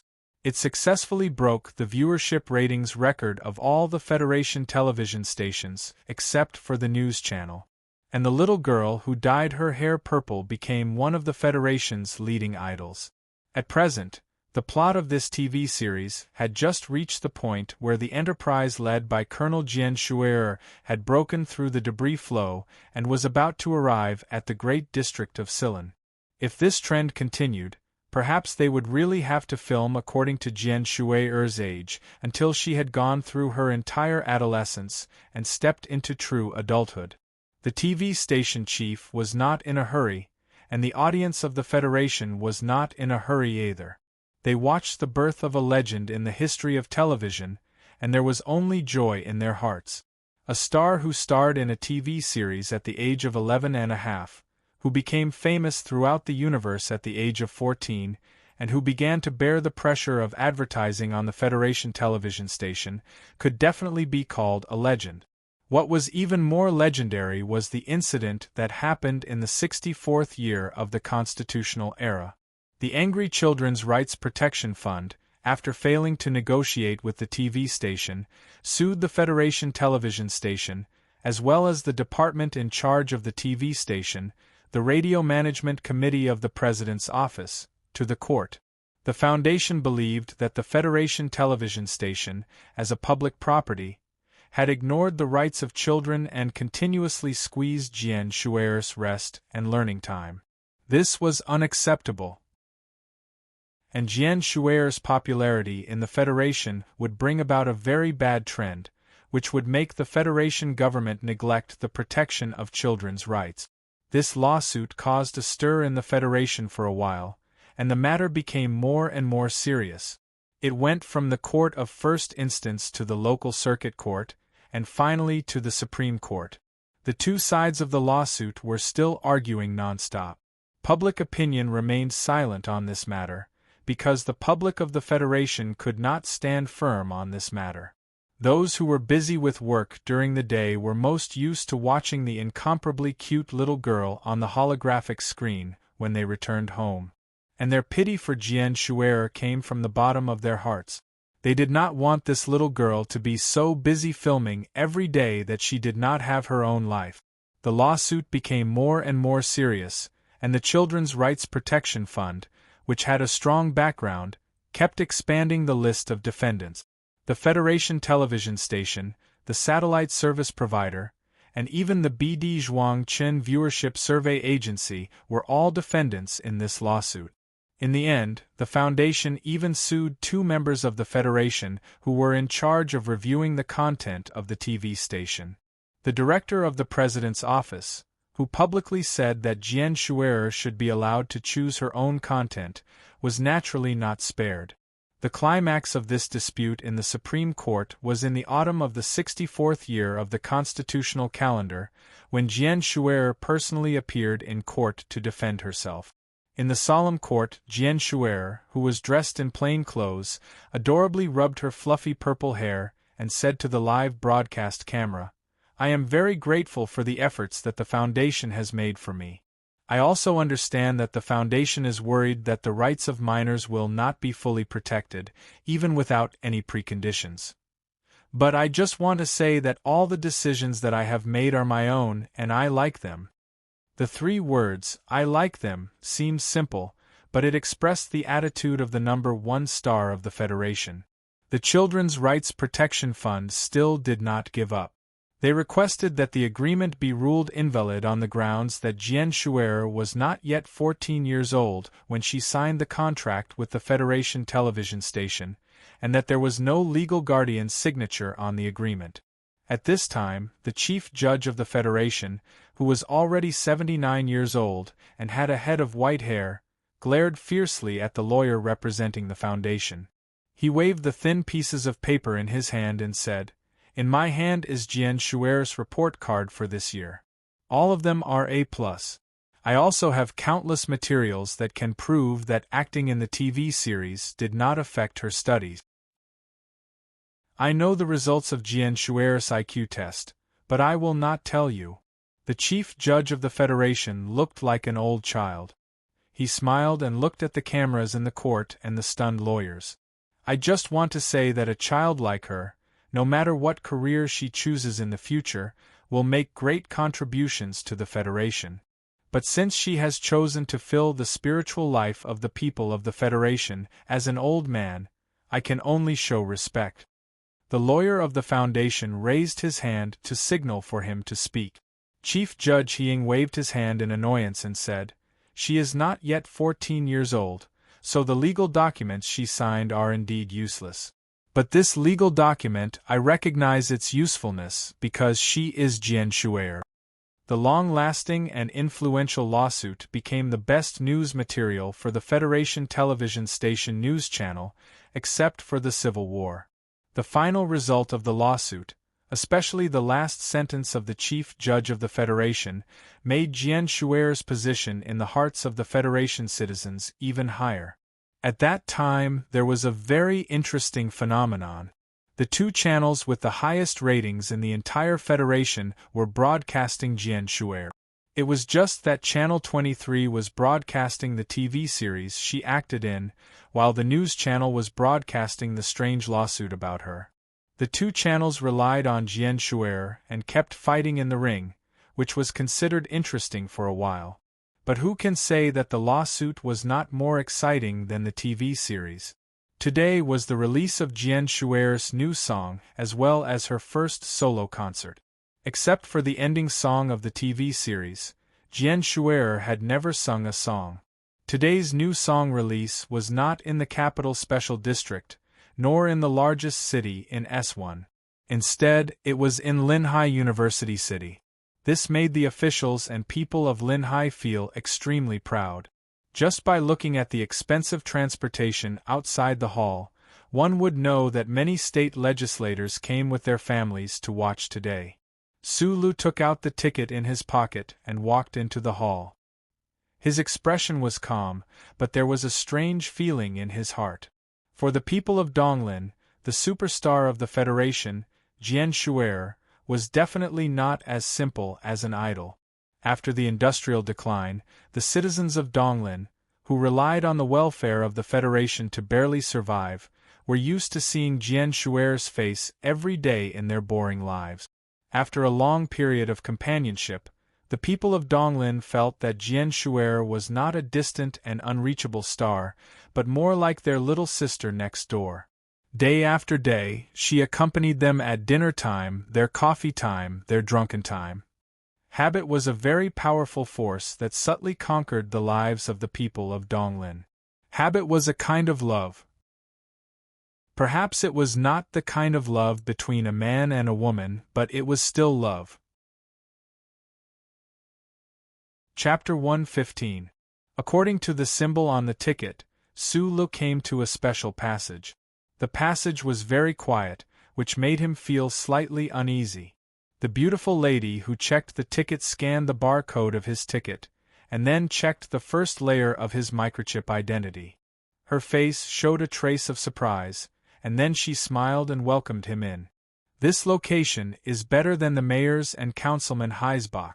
I wonder who he is. He must be a weirdo. He's dressed so shabbily. Who can tell he's a big shot? Sulu had been cultivating the power in his body for the past few years, so his hearing was better than the average person. Even after walking for more than 10 meters, he could still hear the discussion of the girls who checked the tickets behind him. He couldn't help but smile bitterly.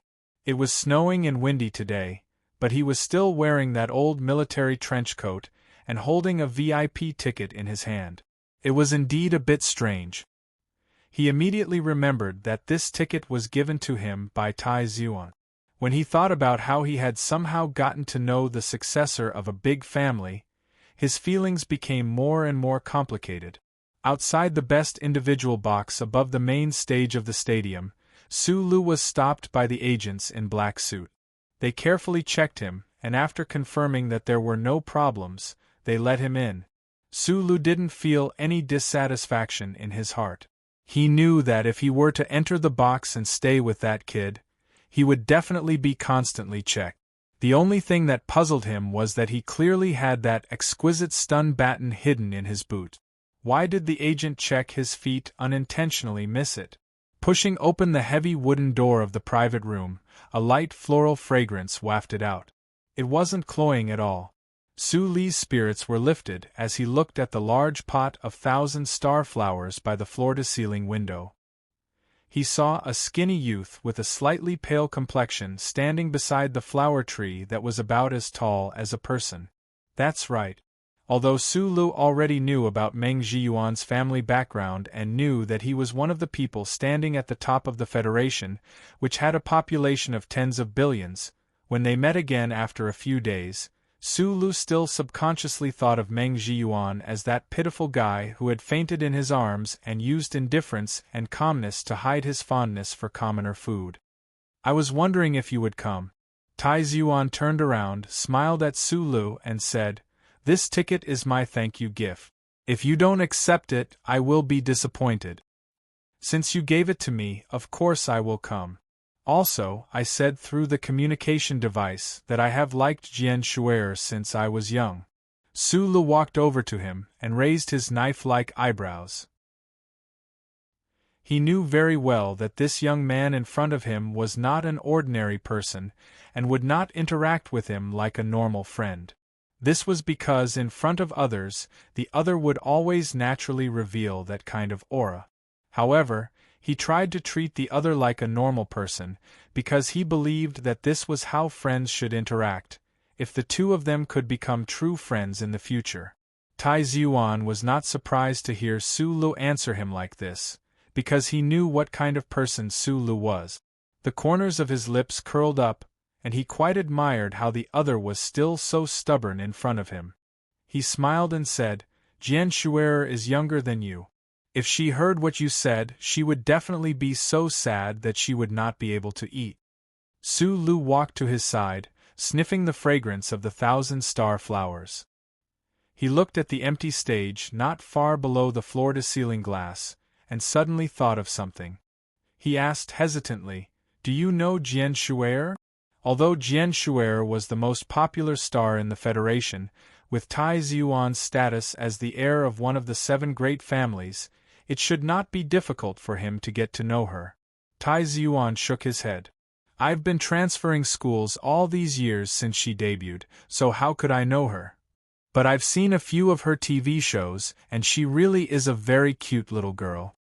For him, there were no stars in the world that were worth being infatuated with.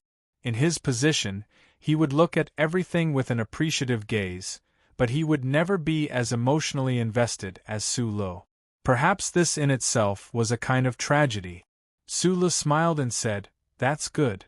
I was quite worried that I would hear the bloody and teary history of these stars from the mouths of big shots like you. You can't imagine how big of a blow it is to people like us when our idols are disillusioned. You think too much." Tai Ziyuan could hear the hidden meaning in Su Li's words. He laughed and said, "We're not crocodiles that eat people without spitting out the bones. You don't have to always think of us in the dark.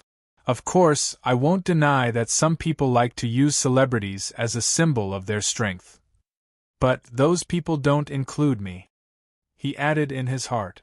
Moreover, no one would dare to use Jian Shuer as a symbol of their strength, unless those rich young masters were really tired of living. After Butler Jean arranged the food and drinks, he bowed to the 2 of them and left the luxurious private room. At this time, only the 2 young people were left in the private room. The atmosphere of the conversation suddenly became much more relaxed, and it was more like they were back in the H1 lounge. However, the conversation did not start for long before it came to an abrupt end. This was because Su Li's eyes suddenly froze, and it was as if the wind and snow outside the gymnasium had frozen into 2 icicles. He did not blink and did not move as he stared blankly below the floor-to-ceiling window. The gymnasium was dark. There was only a stage, and there was only one person on the stage. A purple-haired girl under the age of 18 walked out of the darkness and bathed in the light. The music started. This luxurious private room was directly facing the large holographic screen of the gymnasium, and it was not far from the stage. It was the best position to watch the concert. There was no need for binoculars to clearly see the beautiful and cute face of the purple-haired girl on the holographic screen. The voice input alone made it so that the room could hear the most vivid voice of Jian Shuer. However, Su Lu still stood by the floor-to-ceiling window in a daze, looking at the distant figure on the stage. He watched as she changed into her costume, watched as she introduced her new song with some difficulty, and watched as she, who should have only existed in his imagination, appeared in front of his eyes. Far away on the horizon, but right in front of his eyes. He did not know how long he had been standing there. Who knew how many times those melodious songs had been played, but Su Li's posture did not change at all. Tai Ziyuan had long lost his patience to keep him company. He sat back down on the comfortable sofa, picked up a glass of low-alcohol wine, and sipped slowly. His gaze would occasionally glance at Jian Shuer's face on the holographic screen outside the window, and occasionally close his eyes to listen carefully to the first sounds of this most popular celebrity of the Federation. However, most of the time, his gaze would fall thoughtfully on Su Lu, who was standing by the window. He believed that he knew very well what kind of person Su Lu was. He was calm, passionate, sincere, and upright.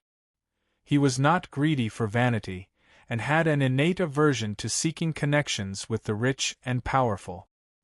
He was a fellow who was quite lucky to have caught the eye of Professor Jean. This fellow had a talent in mecha that Tai Ziyuan still could not understand, but he was exceptionally low-key. However, at this moment, as he stared at Su Li's back, Tai Ziyuan suddenly found that he could not quite see through this fellow. Why would a young man who had to work so hard to maintain his dignity and composure in front of him lose his composure like this in front of a female celebrity that only young men and women would be madly infatuated with? No, this was not losing his composure. This was a state where he was completely immersed in the performance, forgetting everything else around him. Tai Ziyuan's brow furrowed slightly, especially when his sharp eyes noticed that Su Li's eyes seemed to be a little bright in the reflection of the full-length window, as if they were wet. He could no longer control his surprise. He stood up and walked over to the window. Su Lu stared silently at that incomparably familiar yet incomparably unfamiliar purple-haired girl on the stage below the window. Watching her release her charms like a goddess under the lights, he felt his entire body stiffen.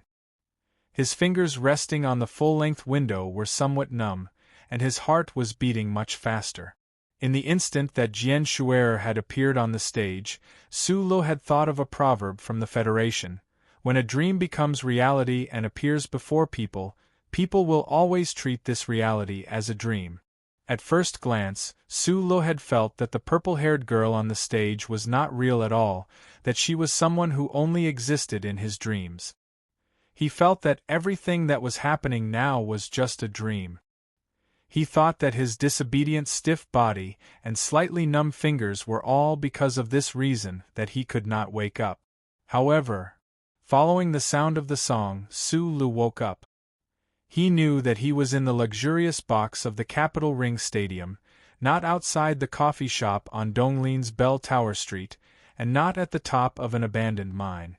As the song progressed, Su Lu gradually calmed down, but he still stared blankly at Jian Shuer on the stage, his eyes unblinking. He didn't know how many songs she sang, or what songs she sang, but he just quietly listened and quietly watched until his eyes gradually became moist. A few years ago, under the green tree in the suburbs of Hushi Province's capital, he had once cried to Jian Shuer on the hologram screen, saying that he would take her as his wife. But he knew that the tears at that time were only caused by the fatigue of the muscles in his eyes from staring at the components for a long time in the mine's operation room. But now, he really felt very sour in his heart, and had the urge to cry. He finally understood why he had always liked Jian Shuer so much. Even after escaping to S1 Linhai University town, he still did not stop loving that purple-haired girl. It turned out that it was not as simple as liking her. Outside the coffee shop on Bell Tower Street, he, Li Wei, and the group of orphans were laughing and joking as they watched her.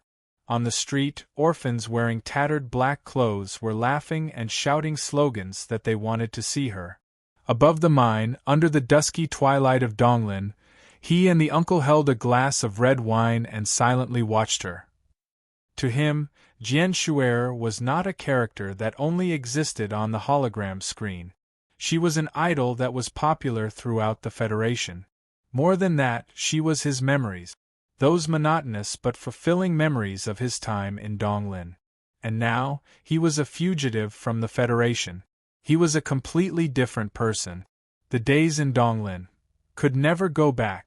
At this moment, Su Lu thought of Uncle Fengyu, thought of Li Wei and Chang Zi, whose whereabouts were unknown, thought of the people in Hushi Province. His heart was calm and incomparably sour. "What's wrong?" Tai Ziyuan walked to his side and asked with a frown. Chapter 116. The moment he saw Jian Shuer, Su Li's heart, which had been heavy for the past year, gradually opened a door. He naturally thought of everything that had happened in the Donglin district, and realized that he had never forgotten. That was his past. No matter whose identity the chip behind his neck was impersonating, he was still Su Lu.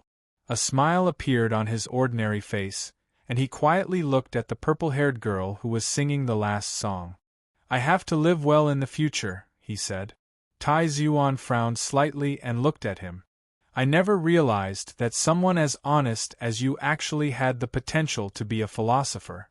You only saw your idol, but you actually managed to connect it with how to live."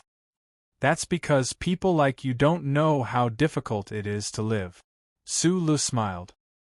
His pair of thick eyebrows, which were raised like throwing knives, began to emit a youthful vigor. The cheers in the stadium were cut off by the wide floor-to-ceiling glass, reducing the frenzied atmosphere by quite a bit. Jian Shuer, who had already returned backstage, had no intention of returning.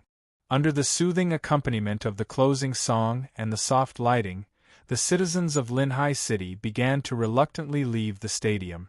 Su Lu looked at the venue that retreated like a tide under the window. He was calm and silent.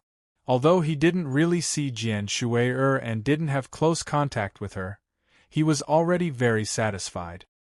He subconsciously took a deep breath, as if he wanted to firmly engrave the memories of today in his mind, so that he could tell Uncle and Li Wei in his dreams. A faint fragrance wafted into his nostrils. It was the 1,000-star flower tree, which was as tall as a person, gently accompanying the youth. The soil in the flower tree was covered with a layer of small white stones.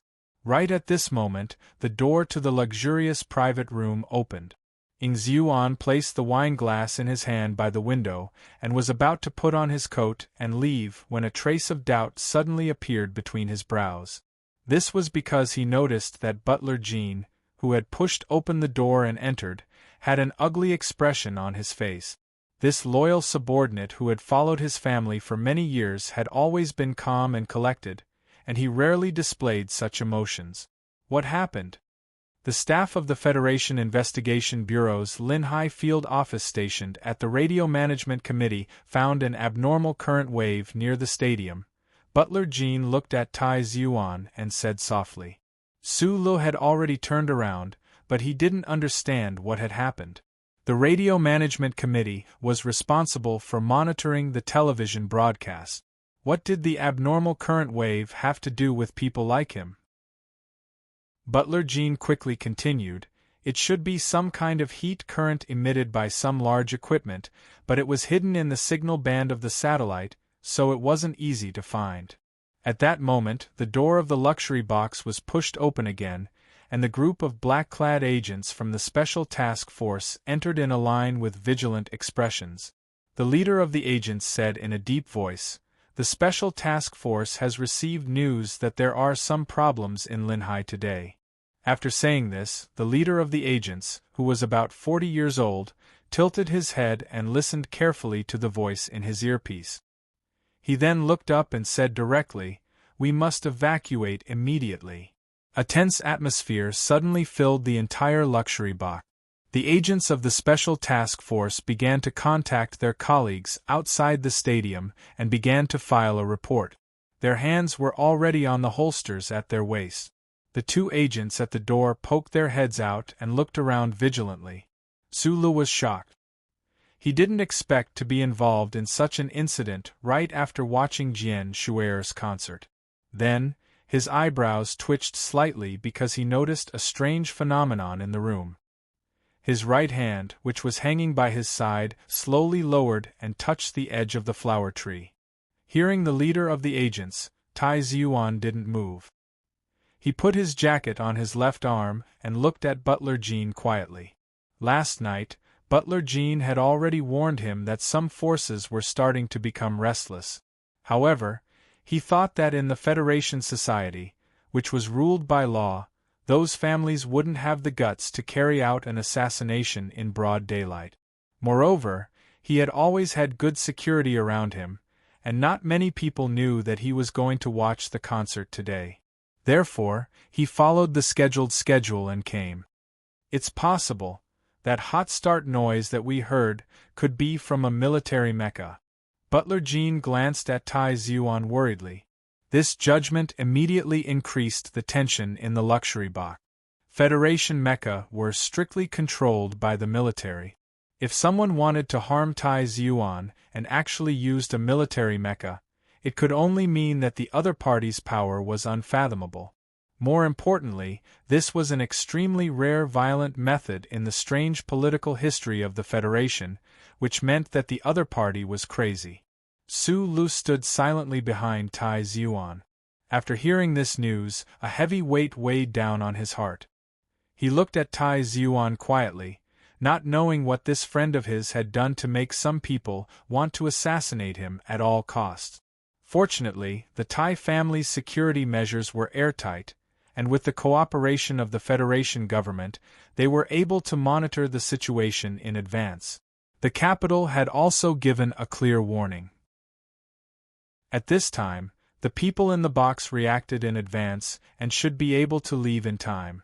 The two agents at the door of the box held guns in both hands and walked out of the heavy door calmly with their bodies slightly lowered. They began to confirm the safety of the corridor. In the box, a few Special Task Force agents in black suits had already taken out their standard handguns from their holsters and started to push the safety pins with the thumbs of their right hand. At this moment, more than a dozen extremely shrill sounds of something breaking through the air rang out. More than a dozen hard white stones all smashed into the face of one of the agents. With a loud bang, the agent's face was covered in blood. Blood splattered everywhere. With a muffled grunt, the agent opened fire with the handgun in his hand.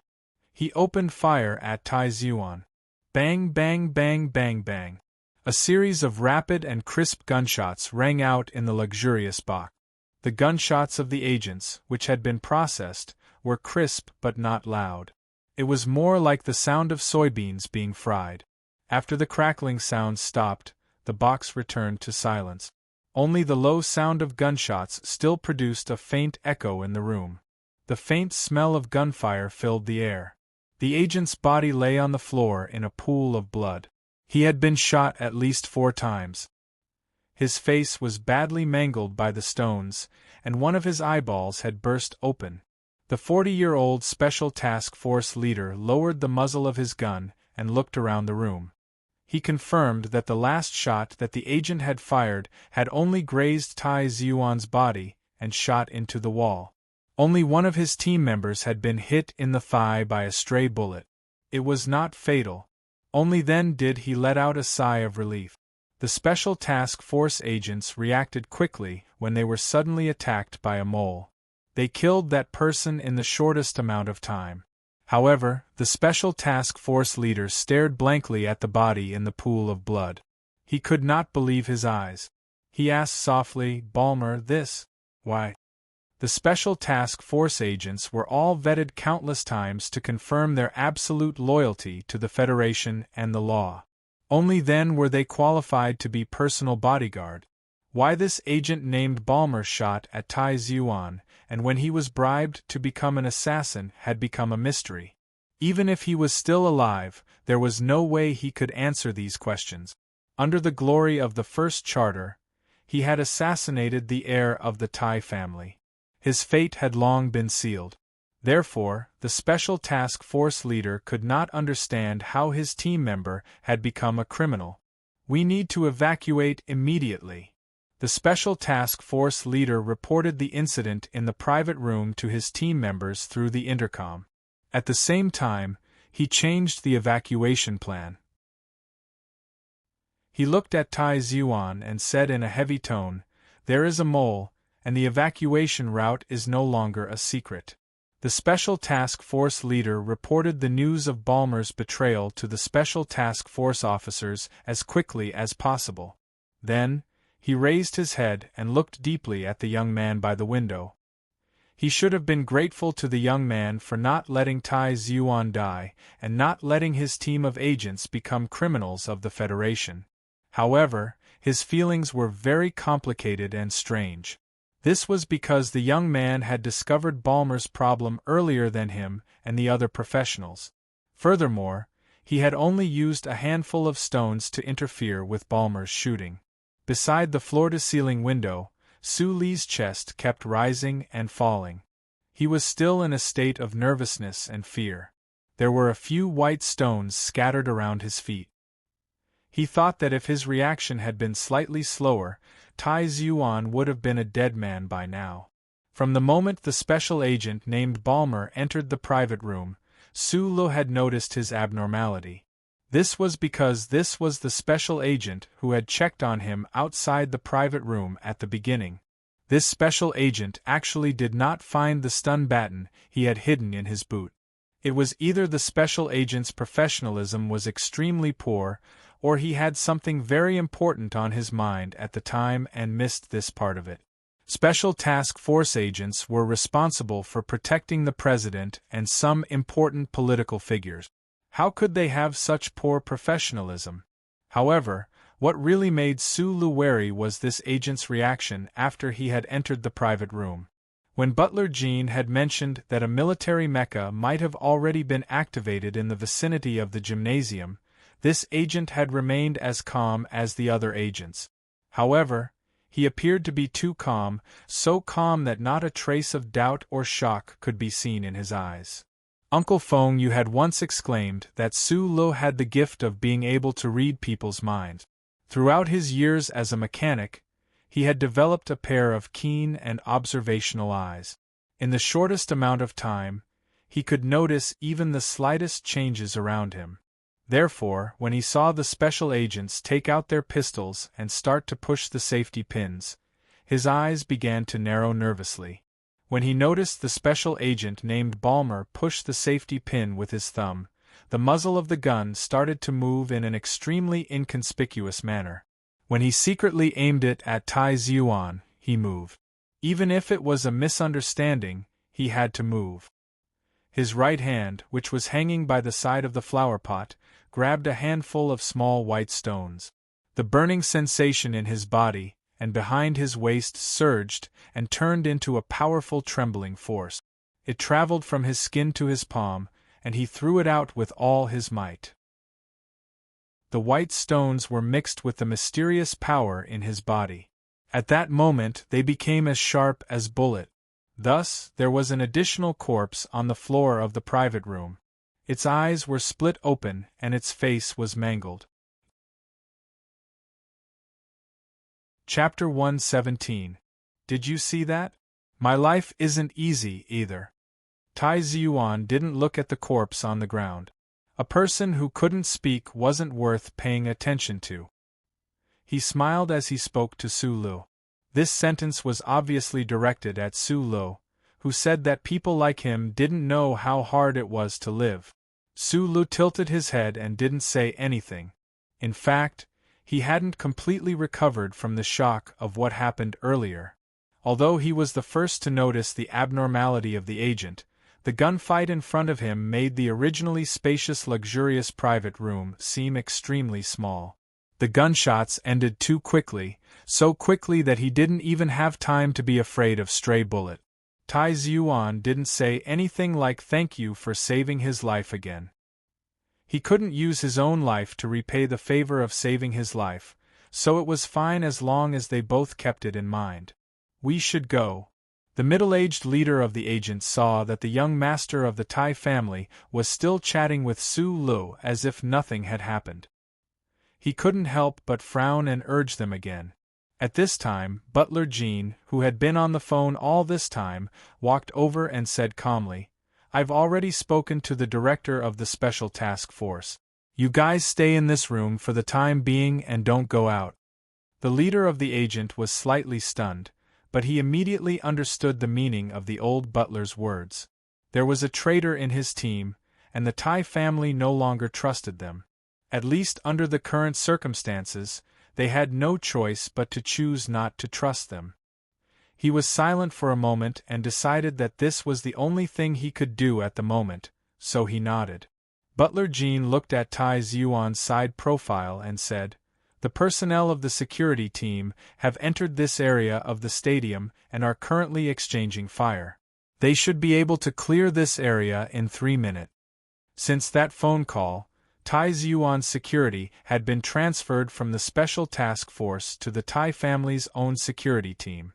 Since the enemy could even infiltrate the Special Task Force and possibly use mechas, then the road leading out of the stadium would definitely be filled with assassins responsible for sniping.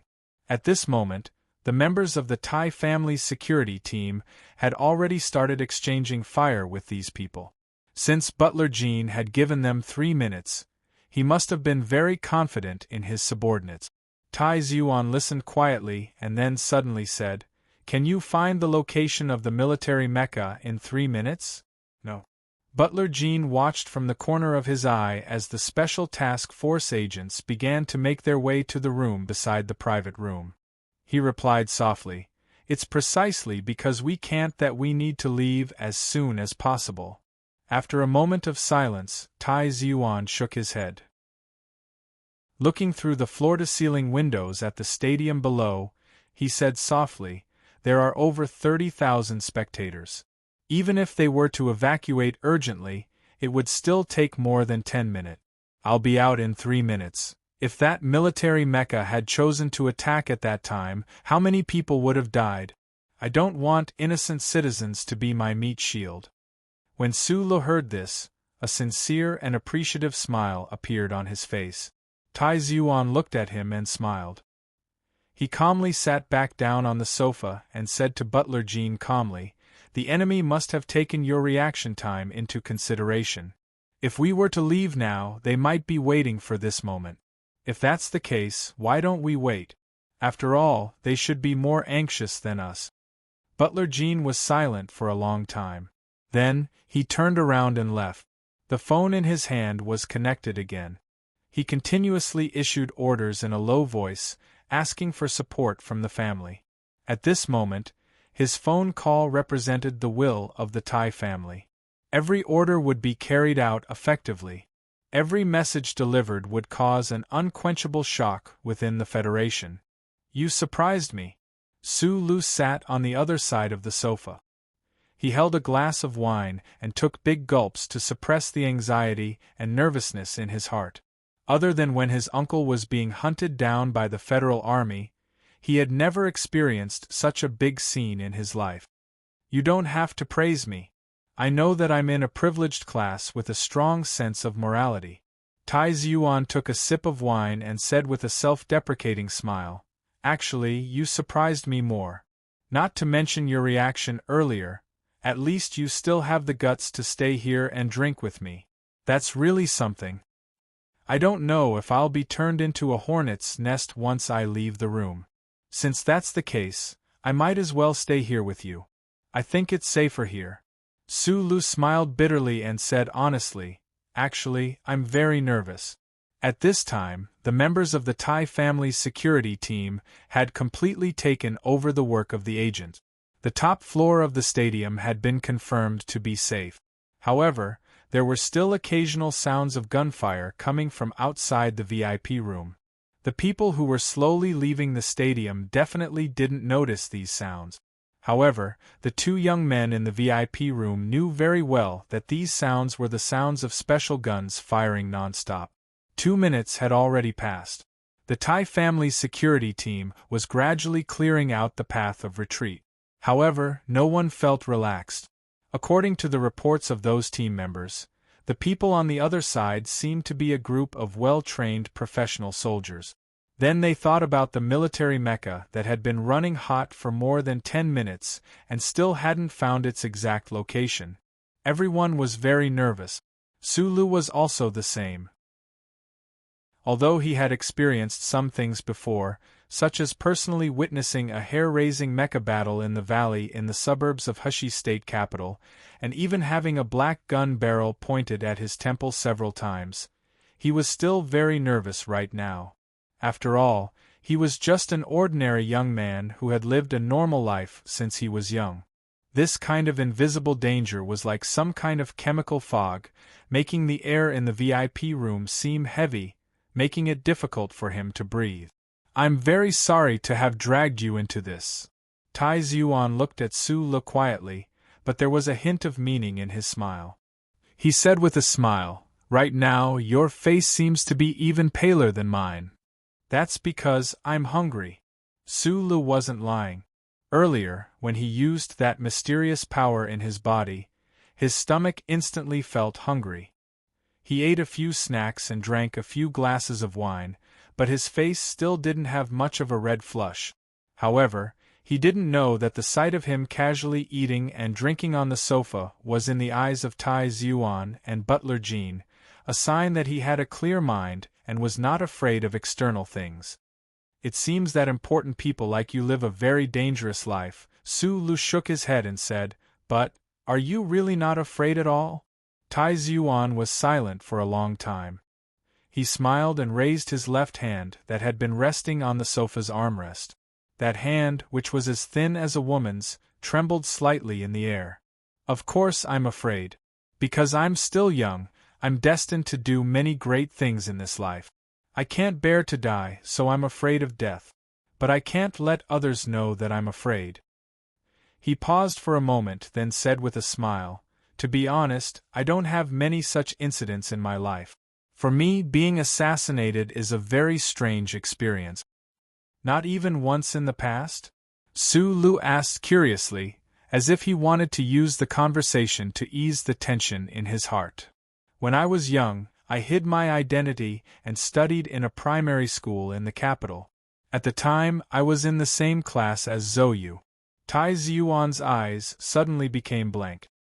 He recalled, "Then, one day in the 6th grade of primary school, I was preparing to get on the bus when a heavy truck suddenly rushed over from the other end of the street. The truck rushed all the way over. I thought that I was going to die, but unexpectedly, the last tire of the truck suddenly burst. The truck forcibly changed direction about 10 meters in front of me and crashed into a large tree. It wasn't a traffic accident." Later, the police determined that the nature of the accident was a hit and run. The truck crashed into 4 cars on the street, including our school bus. Just looking at the scene, it did look like a car accident. Tai Yuan's eyes suddenly became cold. "A total of 17 people died. Only 2 students from our class died. When the truck finally changed direction, it was shot by the security personnel of my family, who were hiding across the school with an anti-material gun." Tai Yuan's brows flashed with a trace of gloom. "From that day onwards, I transferred schools. Other than the occasional contact with Zhou, I never returned to that school. I also never went to school with the normal people in the Federation again. My life has only been in danger once." Tai Yuan's expression calmed down, and he said, "Our family has only one son for 7 generations, so we have always been very careful about these things. Today is the second time. The first time, my luck was not bad, so I hope that today's luck is not bad." Su Lu looked at Tai Yuan's slightly pale and thin face, and his heart suddenly sympathized with the other person. He felt that the other person's life yesterday was not much better than his own life as an orphan and fugitive. Thinking about that night in the H1 area, when the person in front of him who was younger than him fainted and helpless in his arms, his heart surged with the urge to protect the other person. "Don't worry, you'll be fine today," Su Lu said very seriously. "The passage is clear, there is no crowd, we can pass through." In the communication device, someone used a fast and steady voice to report. Wearing bulletproof vests and helmets, Tai Yuan and Su Lu walked out of the VIP room under the protection of more than 10 fully armed security personnel and walked out of the gymnasium. There were 2 corpses lying in the elevator reserved for VIPs. The doors of the elevator opened and closed repeatedly, repeating the same process for eternity. There was a series of hurried footsteps on the empty stairs. Su Lu, who was following behind Tai Yuan, saw the bullet marks on the wall and the blood around the corner through the glass mask. He listened to his own hurried breathing and quickly followed the group down the stairs. He wondered in his heart how many of the Tai family's security personnel had died here today. The gymnasium had already been cleared by the security personnel to ensure that it was safe. The service personnel who were lucky enough to survive the gunfight were gathered in a room. When the group of people walked past the room, Su Lu could not help but take a look inside. He saw the frightened expressions on the faces of the girls, and he felt slightly perplexed. The stairs led directly to the underground parking lot. The group of people opened the door and saw a black car without any logo. The back door of the black car was already open, and Butler Jean was sitting in the driver's seat. Chapter 118. Seeing this black car without any logo, Security personnel wearing dark combat suits rushed out in the shortest time possible and spread out around the car. Although these bodyguards, who were obviously from the military, still maintained vigilance on their faces, the anxiety in their eyes lessened a lot. Su Lu noticed that Tai Zhuan in front of him, the muscles on his back that had been tight all this time also relaxed at this moment. The danger was not over. The people present were either well-trained professionals or people like Tai Zhuan, who had a calmness that was not in line with his age. The only reason for their sudden relaxation was that black car. Su Lu judged that his companions seemed to have infinite confidence in this black car. However, even if this black car was specially made and could be bulletproof, could it withstand the attack of a military mecha? A trace of confusion flashed through Su Li's mind. At the same time, his eyes passed over the black car's ceiling that reflected the parking lot lights and fell on the concrete wall directly facing the door. In the luxury box, he was able to discover the mole earlier than the Special Task Force agents because he was an outsider. Secondly, he had extremely keen eyesight and hearing. Thirdly, it was because of his experience in the past year. Since escaping from Donglin, he had been carefully observing and guarding everything around him. He was always worried that one day the police or special forces of the Federation would come to deal with him. Therefore, when he did not feel absolutely safe, he would look at everyone with a suspicious gaze. And all the unusual places. Gradually, this seemed to have become an instinct of his. His eyes fell on the concrete wall and found that it was a little wet. At the same time, he faintly heard a sizzling sound, and his heart trembled. This observation and thinking did not take long. At this moment, Tai Zhuan was under the protection of a bodyguard, using the fastest speed to get into the back of the black car. Su Li's pupils suddenly shrank, and he used his strength at will. The burning heat broke out again behind his waist, causing him to stomp his feet on the concrete floor. Like a fierce tiger, he pushed Tai Zhuan to the ground and shouted, "Be careful!" His reaction was still a moment too slow.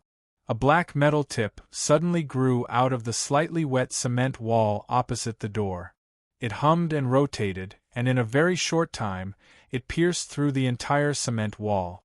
It was very easy, like a knife piercing through a thin piece of paper.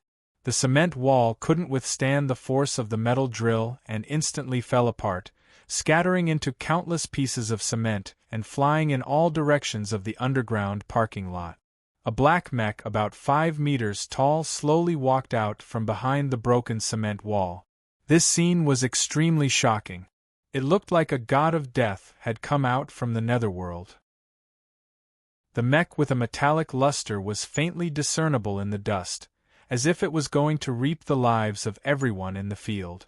The black mecha's left mechanical arm was still spinning at high speed, while the right mechanical arm's Darlin's standard rotary gun began to spray bullets at the black cars and the surrounding Tai family security personnel. Darlin's rotary gun spewed out 6 brilliant blue flames, and countless metal bullets began to dance in the air. Su Lu only had enough time to push Tai Zhuan to the ground. He only had enough time to shout that one word before the black mech's firepower reverberated throughout the entire underground space. The bodyguard who had been following Tai Zhuan all this time was instantly pierced through by those high-speed bullets. He was reduced to a pile of flesh and blood that enveloped the side of the black car. The black mecha's gunshots were very strange and dull, as if countless balloons were exploding. Puff, puff, puff, puff, puff. It wasn't that terrifying, but the bullets dancing in the air in the underground parking lot were abnormally terrifying. The military mecha's frightening speed of firing made the bullets cover the entire area like raindrops. Loud whistling sounds, the sound of bullets piercing through the air, the sound was terrifying. The black mecha's right mechanical arm spat out endless gunfire, cutting through the air and making ear-piercing screeching sounds. The bullets carried enormous kinetic energy and lethality, and in an instant, the cement walls of the parking lot were smashed into pieces. Countless sharp cement shards fell off and flew in an irregular pattern, shooting in all directions. The Federation's technology combined with the military's killing machine, at this moment, fully displayed its infinite power. No matter how well trained a soldier was, in front of this black mecha that walked out from the dust, they would only feel their own insignificance and endless despair. As for the elite security personnel of the Tai family, they didn't even have the time to feel despair. Within the first second after the black mecha broke through the cement walls, they were all shot into countless pieces by the black mecha's gunfire. The Tai family's security personnel had already carried out full control of the underground parking lot. They also knew that in the surrounding areas of the gymnasium, there might be a mecha that had already completed its warm-up activation. However, no one would have thought that this standard military mecha had actually been hiding under the gymnasium all this time, just waiting behind that slightly wet cement wall. That cement wall was obviously newly built. It was even possible that after the other party found out about Tai Ziyuan's whereabouts, they built it overnight last night. If the Tai family had more time to react, more time to prepare, they might not have made such a mistake. If the Federation's Rapid Response Department had more time, perhaps they would have already found out where the mecha was hiding. However, there were no ifs in this world. A mecha that had wandered out of the control of the military was in itself an inconceivable matter. Who would be able to fully understand the layers and layers of inside information behind this? And the faction that planned today's operation against Tai Ziyuan was actually able to come up with such a meticulous plan in such a short amount of time. They even had the ability to secretly transport a 5-meter-tall mecha to Linhai and into the underground parking lot of the gymnasium right before Jian Shuer's concert. All these signs indicated that the person who planned and executed this assassination plan was not only as crazy as Tai Ziyuan had described, but also had a kind of genius or idiotic imagination. The appearance of this standard black military mecha had undoubtedly hit the weak spot of all the countermeasures of the Tai family. The most crucial part was the timing and location of its appearance. In just 1 second, that black mecha had eliminated all the enemies. Its strength was really enough to make people despair. Only those who were still alive could feel despair, such as Su Lo, who was lying in a pool of blood from the security personnel. However, Tai Ziyuan did not seem to be in despair. Cold sweat had begun to form on his pale face, but his eyes were still fixed on the door of the black car not far in front of him. It was as if he was certain that as long as he could enter that black car, even if the opponent was a military mecha, he would still be able to survive. In the first second of the mech's attacks, this black car had indeed displayed an inconceivable ability to withstand attack. It was unknown what special material the body and tires of this car were made of, but under the frenzied barrage of the black mech Darren's revolver, countless deep metallic glints appeared on the body of the car. Some of the edges of the car had already been pierced through, ripping open powerlessly. However, the body of the black car did not suffer any irreversible damage. Although those extremely tragic-looking large bullet holes glowed with a pitiful metallic glow, not a single bullet hole was able to pierce through the interior of the car. In what should have been a quiet underground car park, the sound of electric current crackling and the strange sound of alloy tracks grinding against the concrete floor rang out. The atmosphere was particularly gloomy and somber. Amidst the noise, amidst the dust, amidst the bloody fog in the air, that black mecha approached the black car. On its right mechanical arm, Darren's rotating gun barrel was still wildly firing bullets, not stopping for even a moment. The black car was continuously hit by the bullets, miserably bouncing off the ground and then falling heavily once again. The tires slid on the concrete floor. The black mecha's gunfire was like an invisible hand, pushing it in the direction of the main entrance. In front of the enormous firepower, the black car without any insignia was like a small boat in a storm. At any time, it could be overturned by those dazzling waves of gunfire, and then be torn into countless pieces, sinking to the bottom of the sea, never to rise again. and in the only angle that the black car could cover, Su Lu and Tai Zhuan, who were in the pool of blood, could not even lift their heads under the flying metal shards and concrete. They were even more unable to retreat into the interior of the stadium, and could only wait for the metal shells to tear them into pieces. M52, it's an M52, Su Lu lay in the pool of blood, mumbling incessantly. Looking through the bottom of the black car, he saw that the mecha tracks had already entered advance mode. He anxiously and angrily discovered the model of this powerful mecha.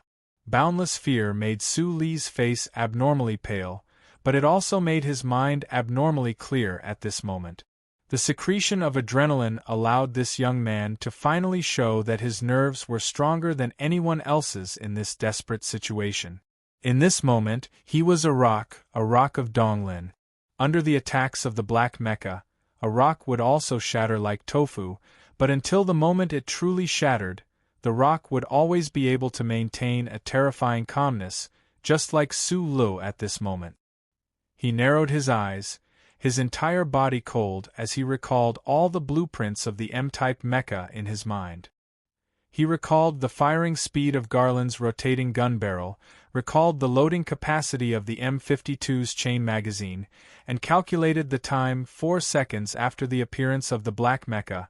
Su Lu and Tai Zhuan were the only 2 living people left in the underground car park. Su Lu and Tai Zhuan.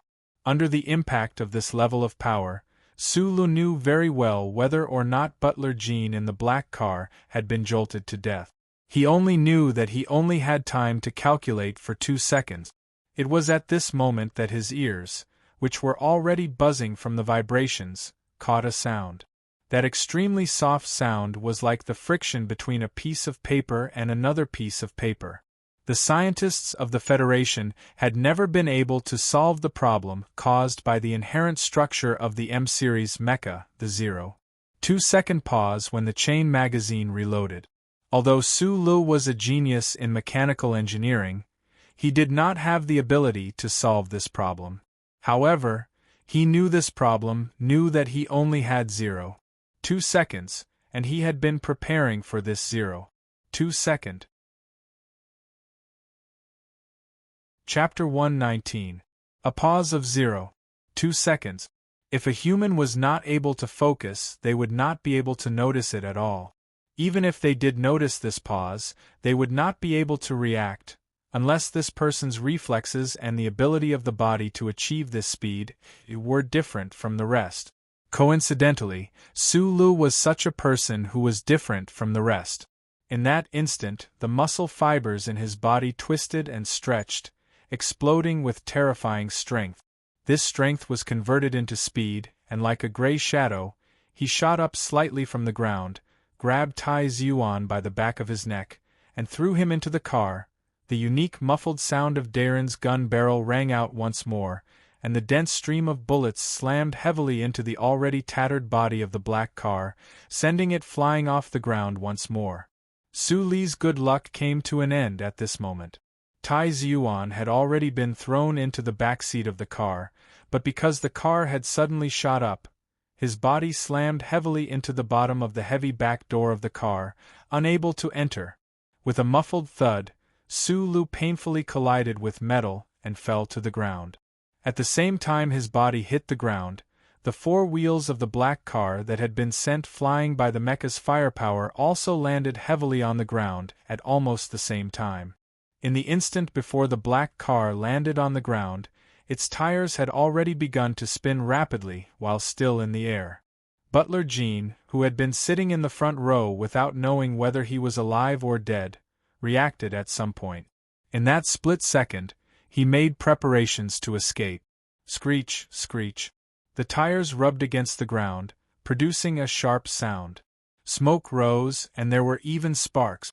With a screech, the moment the black car landed, it gripped the ground in a decisive manner and shot forward. In just an instant, it had become a plume of dust that rushed towards the underground parking lot. Its speed was truly astounding.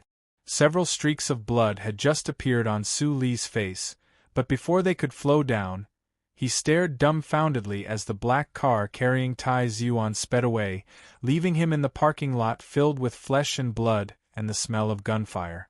And at this time, without the black car as a cover, he stood next to the enormous and powerful black military M52 mecha, looking very lonely and small.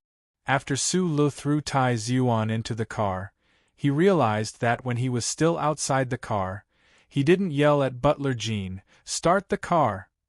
like those righteous protagonists in movies. "Don't mind me," because he didn't have time to shout, and he didn't want to be left behind.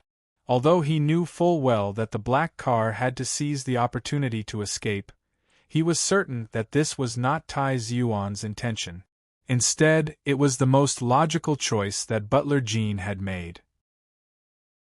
If he had been able to react in time, perhaps he would have subconsciously asked Tai Xuan to escape first and not bother about him. However, he still felt extremely frustrated. Everyone had either died or escaped, leaving him alone to face that black M52 mech? Su Lu half-crouched on the blood-soaked concrete floor. His pupils constricted nervously as he stared at the black mech that was turning around not too far away from him. That black metallic military mecha didn't pay any attention to the unarmed young man beside it.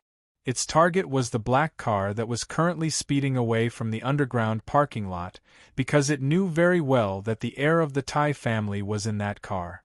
And in its opinion, no matter how well-trained a human was, he would not be able to pose any threat to its powerful mecha, not to mention that the human did not have any heavy weapons in his hands.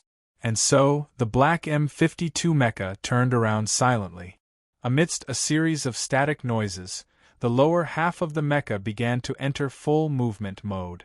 Meanwhile, on the right mechanical arm of the mecha, a metal barrel-like component had already protruded, aiming at the black car that was already 50 meters away and was about to reach the underground parking lot. Su Li's entire body was in intense pain. He stared in disbelief at the movements of the black mecha in front of him. In an instant, he recognized the component protruding from the mecha's right mechanical arm. It was the main cannon. Tai Xuan awkwardly squeezed into the car, but was immediately jolted up by the violent vibrations. Then, he saw that Butler Jean, who had been in the driver's seat, had raised his head at some point. He was looking ahead silently, and the battle scene around the car window was instantly cast behind him. His face was pale, and he immediately noticed that Su Lu was not in the car. He abruptly turned his head, and through the cracked rear window that was still intact, he looked back. Then, his expression became abnormally complex, because he saw a scene that he could not accept. Far away in the underground parking lot, that huge black mecha was turning around amidst the sound of static. Meanwhile, his friend Su Lu was half-kneeling in a pool of blood beside the mecha's mechanical leg. He looked like an ant that could be trampled to death at any moment. Meanwhile, behind the completely collapsed concrete wall, several fully armed killers were forcing their way through the area the mecha had opened up. A pained expression appeared on Shi Ziyuan's handsome face, and his usually calm eyes were filled with boundless anger and grief. He knew that no matter whether it was a random move from that military mecha or those mecha squad soldiers hiding behind the concrete wall, they could easily kill Su Lu. His thin lips were tightly pressed together. His hands gripped the back seat of the car so hard that his fingertips dug deep into it, but he did not say a word. Su Lu had saved his life once again, but he could only watch as his benefactor died. This was because he knew that even if he stopped the car and drove back now, he would not be able to save the other's life. Moreover, at this critical juncture, Butler Jean would definitely not listen to his orders. Tai Xuan's emotions were very complicated. Mecha's main cannon firing. Defense probability 40%.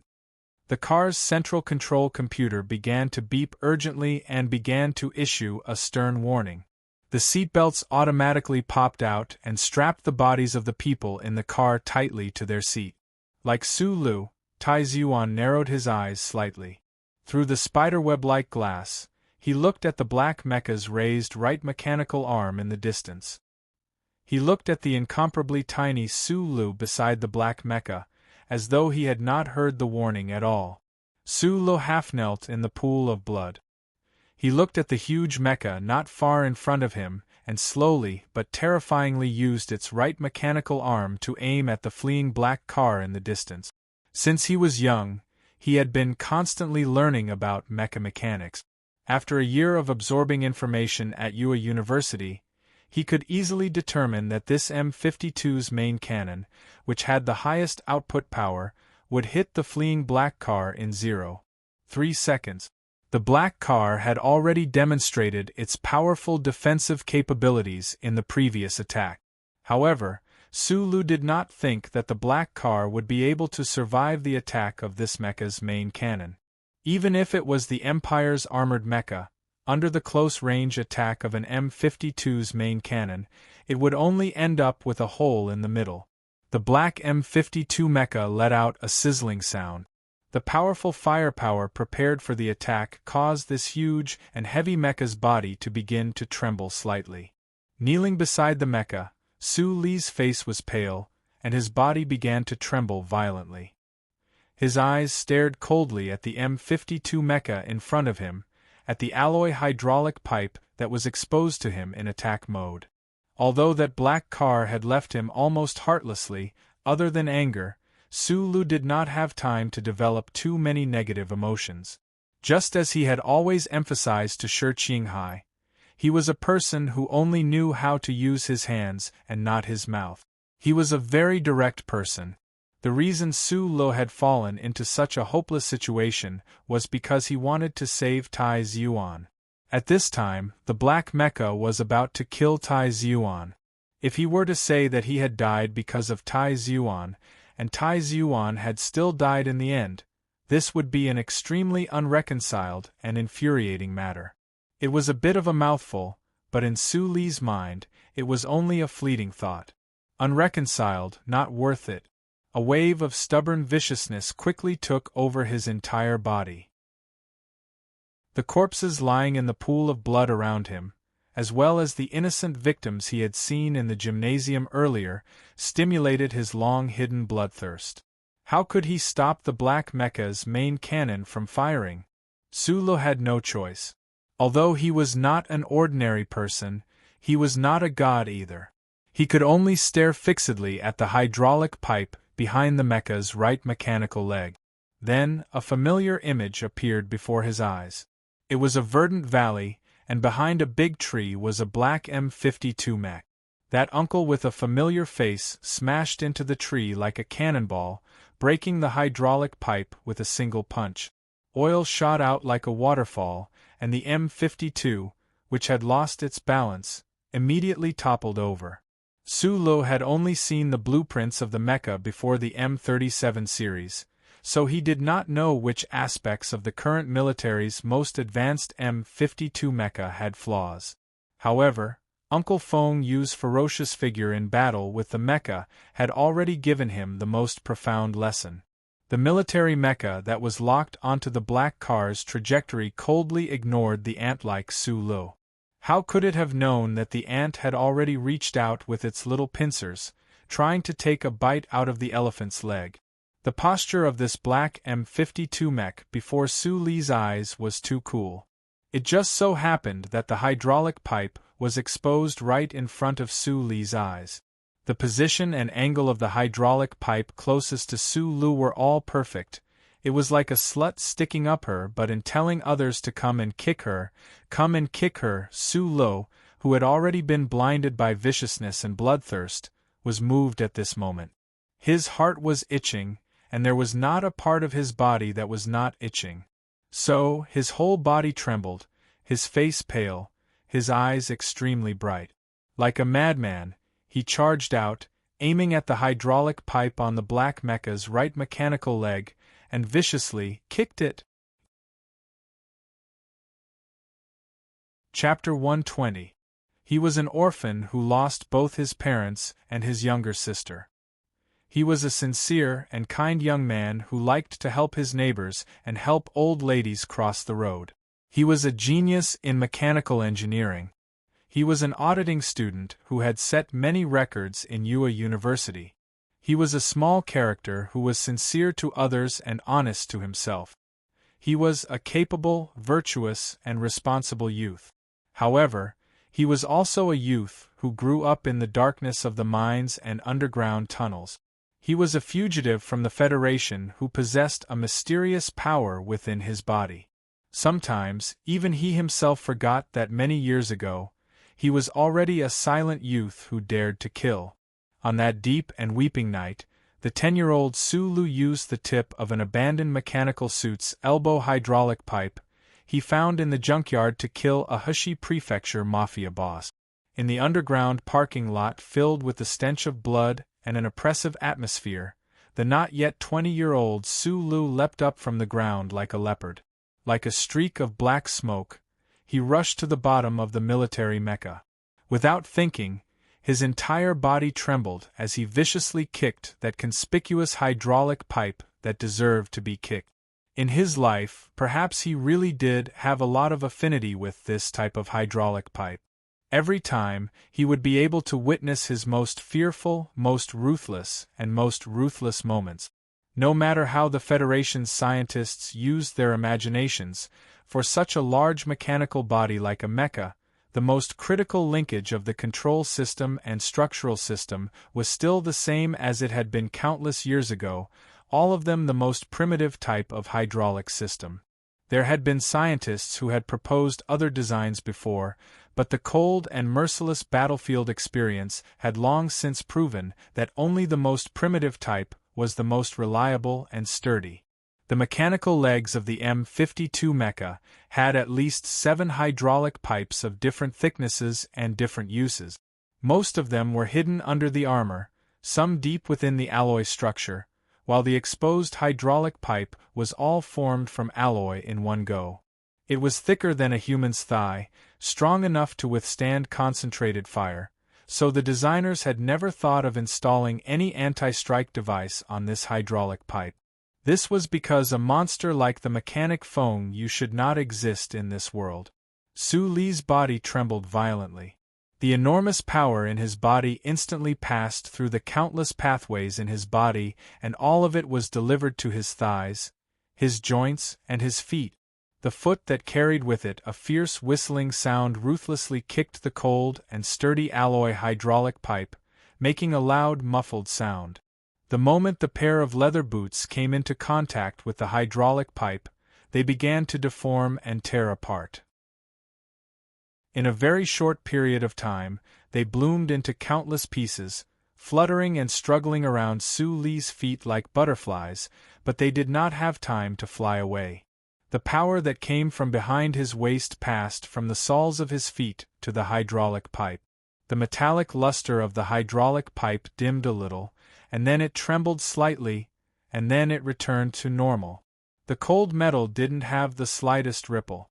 The hydraulic pipe did not break, and it did not collapse like the mecha that had been hit by Feng Yu in the outskirts of Hushi province a year ago, bathed in oil like a waterfall and collapsed. That black mecha did not move at all. It coldly aimed at the black car that was about to escape from the underground parking lot and fired its main cannon. In that instant, Su Lu felt as if his foot had kicked a metal plate. No, he had kicked an iron pillar that had taken root in the ground. A wave of pain that was enough to make a person faint traveled from the soles of his feet to his ankles, then to his knees, and finally to the base of his thighs. He could even feel countless cracks beginning to extend from his toes. Countless muscle fibers began to tear, and even his leg bones began to crack. An unarmed and defenseless human using his own flesh and blood to launch an attack against a massive metal mecha. This was a crazy move. Furthermore, the incomparably large recoil from that mecha's metal body further proved that this kind of challenge was too tragic to be effective. Su Lu was sent flying by the recoil. The power he had been using to control his body had long been reduced to nothingness by the mecha's recoil. His body flew through the air like a kite with a broken string. Before the immense pain could fully occupy his mind, his leg bones were already completely shattered, hanging limply in the air. He felt as if all his bones had been shattered, and a sweet feeling began to accumulate in his chest and abdomen. Su Lu, who had been sent flying, danced in the air, his eyes watching the black mecha in front of him from the corner of his eye. He knew that he was not Uncle Feng Yu, and did not have the ability to subdue a mecha single-handedly. He himself also did not have such extravagant hopes, so he was not disappointed, much less despairing. Instead, an incomparable flame of elation burned in his eyes, because he knew this kick had definitely been effective. It was just that where the effect was, no one knew. The hydraulic tube by the black mecha's mechanical leg only trembled slightly under his foot, then returned to normal. However, in a place that neither the naked eye nor the mecha's monitoring system could detect, within the absolutely sealed fluid flowing within the tube, between the inductive component circuits that the mecha's control system relied on, a tremor began to spread. It was just like the pain and bone fractures that were spreading through Su Li's body at this moment. That tremor was very similar to Su Li's earlier tremors. Su Lu ended his journey of being sent flying. His head tilted back, and he spat out a large mouthful of blood as he landed heavily on the ground. At the same time he landed, the black mecha had also finished firing its main cannon. There was a saying in the Federation: if you deviated 1 centimeter from the correct direction at the beginning of your journey, by the time you finished your journey, you would find yourself 1,000 kilometers away from your destination. Su Li's foot kicked the hydraulic tube, transmitting all the tremors in his body to it, causing the sealed fluid within the hydraulic tube to distort slightly. This was an error that the mecha's program would never allow, but this error happened in that instant. A vibration of about 0.01 mm was transmitted into the body of the massive mecha along with the ripples of the fluid. It gradually spread, passing through those electrical components and circuits, passing through those electrical and data channels, spreading and was gradually magnified. In that instant, the right half of the black M52 mecha's body began to tremble slightly to an extent that was not visible to the naked eye. By the time the vibration of 0.01 mm reached the right mechanical arm of the black mecha, it had already become an error of 1 mm. A loud boom rang out. The main cannon of the military mecha had already exceeded the concept of normal speed. A vortex suddenly appeared in the air within the underground car park, and right in the middle of the vortex was an incomparably empty space. An empty space. Right in the path of the main cannon's aim, 3 holes the size of basketballs appeared almost simultaneously on the 3 thick concrete walls of the underground car park. The 3 holes were cut neatly in a straight line, and on the other side of the holes was the black car that was currently speeding away. However, due to the error of less than a millimeter, this terrifying blast brushed past the roof of the black car and directly pierced through 2 more concrete walls, landing somewhere unknown. An instant later, a terrifying explosion rang out from a room in the gymnasium's basement, and the entire ground began to shake, directly piercing through 5 concrete walls and finally triggering such a violent explosion.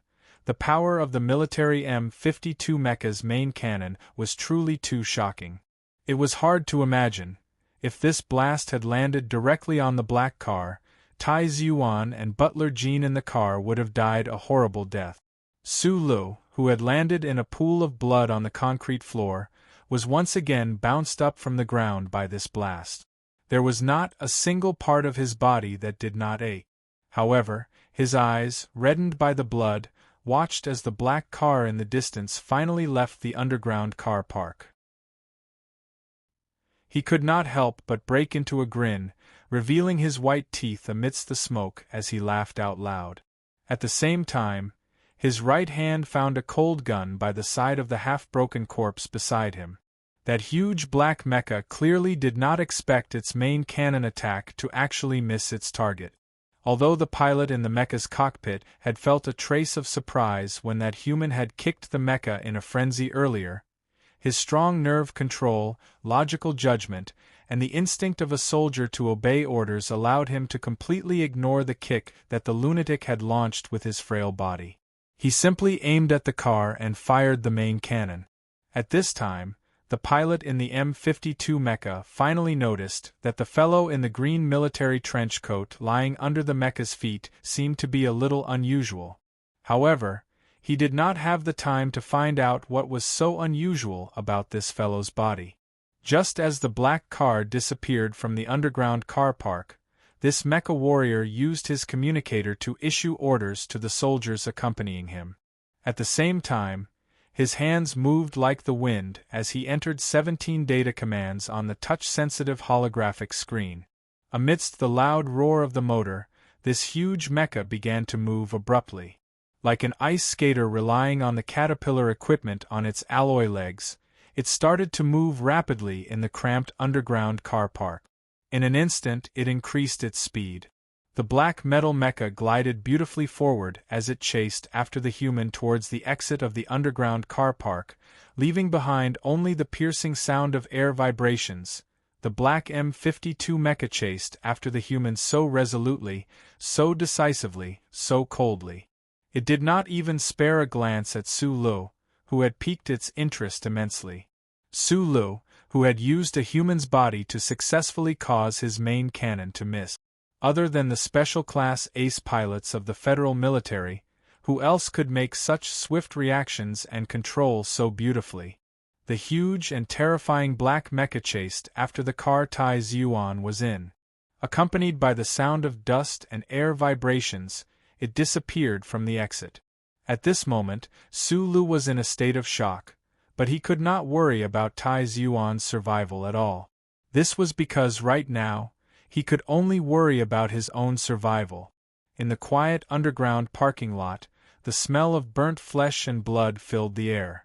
The surrounding concrete walls that had been flattened by the mecha's firepower still continued to fall with pieces of concrete and steel. There were 5 shocking round bullet holes in the concrete wall that separated the parking lot. Smoke was rising from them. The lights in the car park had all been extinguished long ago. This was because the automatic fire extinguishing system in response to explosions and high temperatures kept spraying water as if it was raining. This scene was extremely similar to that rainy night when Su Lu had killed for the first time. Chapter 121. In the darkness, water splashed everywhere. The gun that Su Lu had picked up instantly spat out a flame, illuminating the mist in front of the gun muzzle. It created a beautiful refracted ray of light that was as beautiful as a rainbow. He raised his right arm high and waved it quickly. The flame and the beautiful ray of light in the surroundings quickly dispersed, as if a red fan had suddenly opened up. A few muffled sounds rang out. It was unknown how many bullets had hit the militants, and how many bullets had hit the hard concrete walls.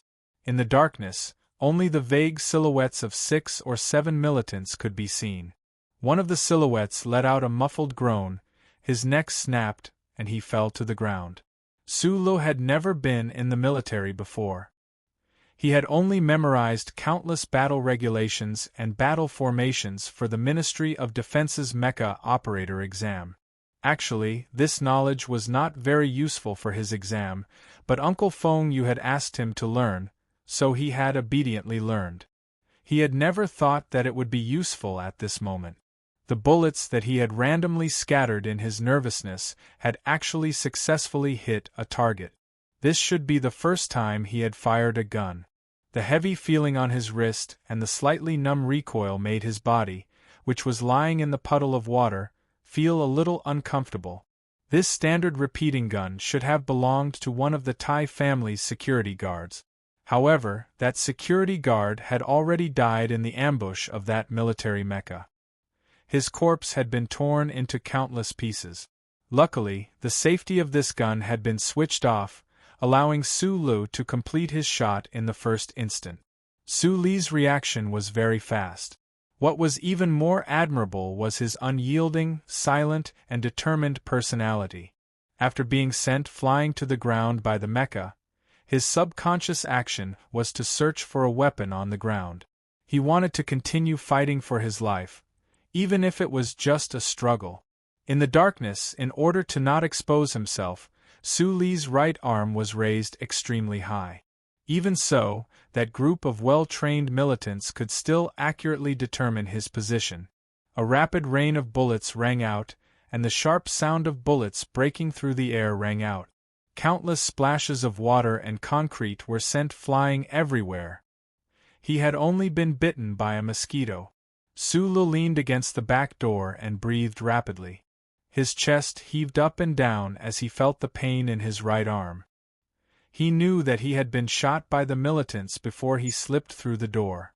However, in the darkness, he did not know where he was shot. He only knew that there was a bullet wound on his right arm. Blood was flowing out and the pain was destroying his nerve. He was only bitten by a mosquito. In the darkness, his face was pale, but no one could see it. His eyes were bright to a terrifying degree. He breathed heavily, not caring whether the militants could hear him or not. He kept repeating the words about mosquitoes, convincing himself not to care about his injuries, convincing himself that he could still survive in such a difficult time. What was more serious than the gunshot wound was the injury to his right leg. Earlier, in order to shake that large and heavy mecha, he had focused all the strength in his body on his leg and kicked out. Although he had successfully destroyed the attack of the mecha's main cannon, the recoil from that huge force had directly destroyed his right leg. Right now, his right leg was twisted in a horrible position. The broken bone inside was cutting into his red and swollen leg muscles. It was very painful, but the pain was numbing. Su Li couldn't feel it at all. The rainwater in the underground parking lot was still spraying out. The smell of blood was slightly lighter than before, but the burnt smell was getting stronger. It was unknown whether the room that had been hit by the mecha's main cannon was currently burning with a raging fire. Su Li lay on the ground, silently gripping that unfamiliar metal gun. On the other side of the door were several militants who had participated in the assassination. These militants clearly had a military background and were used to following mecha in group operations. However, they were also no strangers to individual combat. This silent and tense standoff didn't last long. At least, it didn't last as long as Su Li felt. The group of militants didn't have much time to waste with him. They needed to retreat before the Federation's powerful forces could react.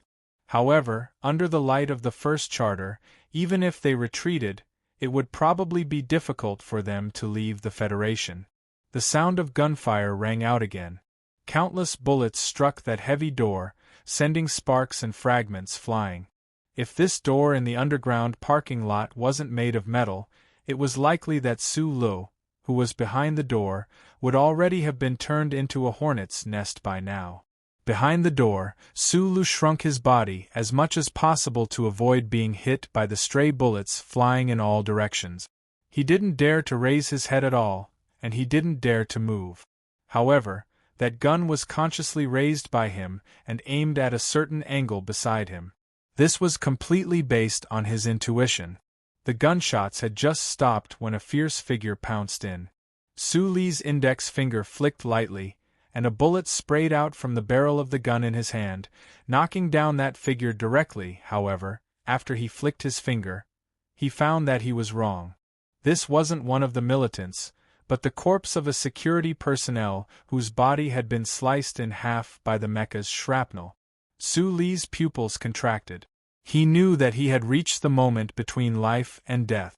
In his originally empty body, a new surge of strength had unknowingly surged up.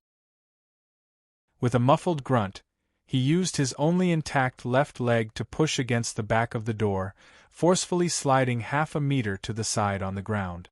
Just as he slid, a black gun barrel quietly poked out from behind the door and hit the spot where he was originally standing, setting off a series of sparks.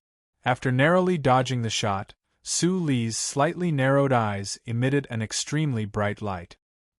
He suddenly lunged to the side and fired the gun in his hand again. The militant who rushed in with the submachine gun in both hands was immediately enveloped in a rain of bullets. The bullets hit the man's bulletproof vest and made a muffled sound. He directly slammed into the door, making a loud noise. Sulu raised the muzzle slightly and directly shot the man's head into a watermelon that fell to the ground.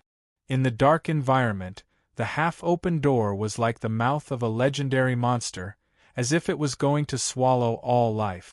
The militants on the other side of the door should be thinking this, and Sulu behind the door was even more thinking this. He struggled to half squat against the wall, not knowing how many bullets were left in the gun in his hand. He should have picked up the dead militant's submachine gun, but he just carefully moved over there, hiding his body behind the dead body. His right hand slowly lowered, touching the side of his boots. At this time, in the quiet and dark tunnel behind Sulu, there was suddenly a series of footsteps. The footsteps were very light. If it was not a child, then it should be a very light woman. The footsteps should not be a person. In such a tense moment, there were still people in the stadium that did not evacuate. Sulu's eyes were filled with deep worry. If those innocent people were to come here, then only death would await them. F***ck your mother, F***ck your mother. Sulu's face was expressionless as he cursed. No one knew what these curses meant to him, but his pair of always smiling, seemingly incomparably sincere eyes became brighter and brighter, more and more determined. "Don't come over!" he shouted to the owner of the footsteps behind the darkness. Following his voice, the gunshots outside the door once again sounded. The gunfire cut through the space in front of Sulu, making him unable to do anything. He could only watch as the two militants rushed over and entered the door. F***ck your mother! Sulu softly cursed, and then rushed toward the two figures. The two militants clearly did not expect him to be so fearless as to hide so close to the door. They also did not expect him to react so quickly. At this moment, Sulu's movements were extremely fast. At the moment of life and death, he erupted with all the strength in his body. The trembling began to squeeze his already exhausted body, as if it wanted to squeeze out every drop of strength from his muscle fibers. He was like a gray shadow pouncing forward. In an extremely short distance, he pulled the trigger and shot down the militant who was slightly further away. He instantly threw away the gun in his hand, and at the same time the gun left his hand, his body suddenly crashed into the other militant. Suddenly, his elbow struck the cartilage of the opponent's throat. Using the hard bone of his waist, he fiercely struck the vital point of the opponent's crotch. Extending his fingertips fiercely pierced the opponent's eye socket. From the time he started training in the mine to the time he became a janitor in Ua University, he did not slack off for a single day. The arduous training made the 10 postures that Uncle Fong Yu taught Sulu become an instinct of his body.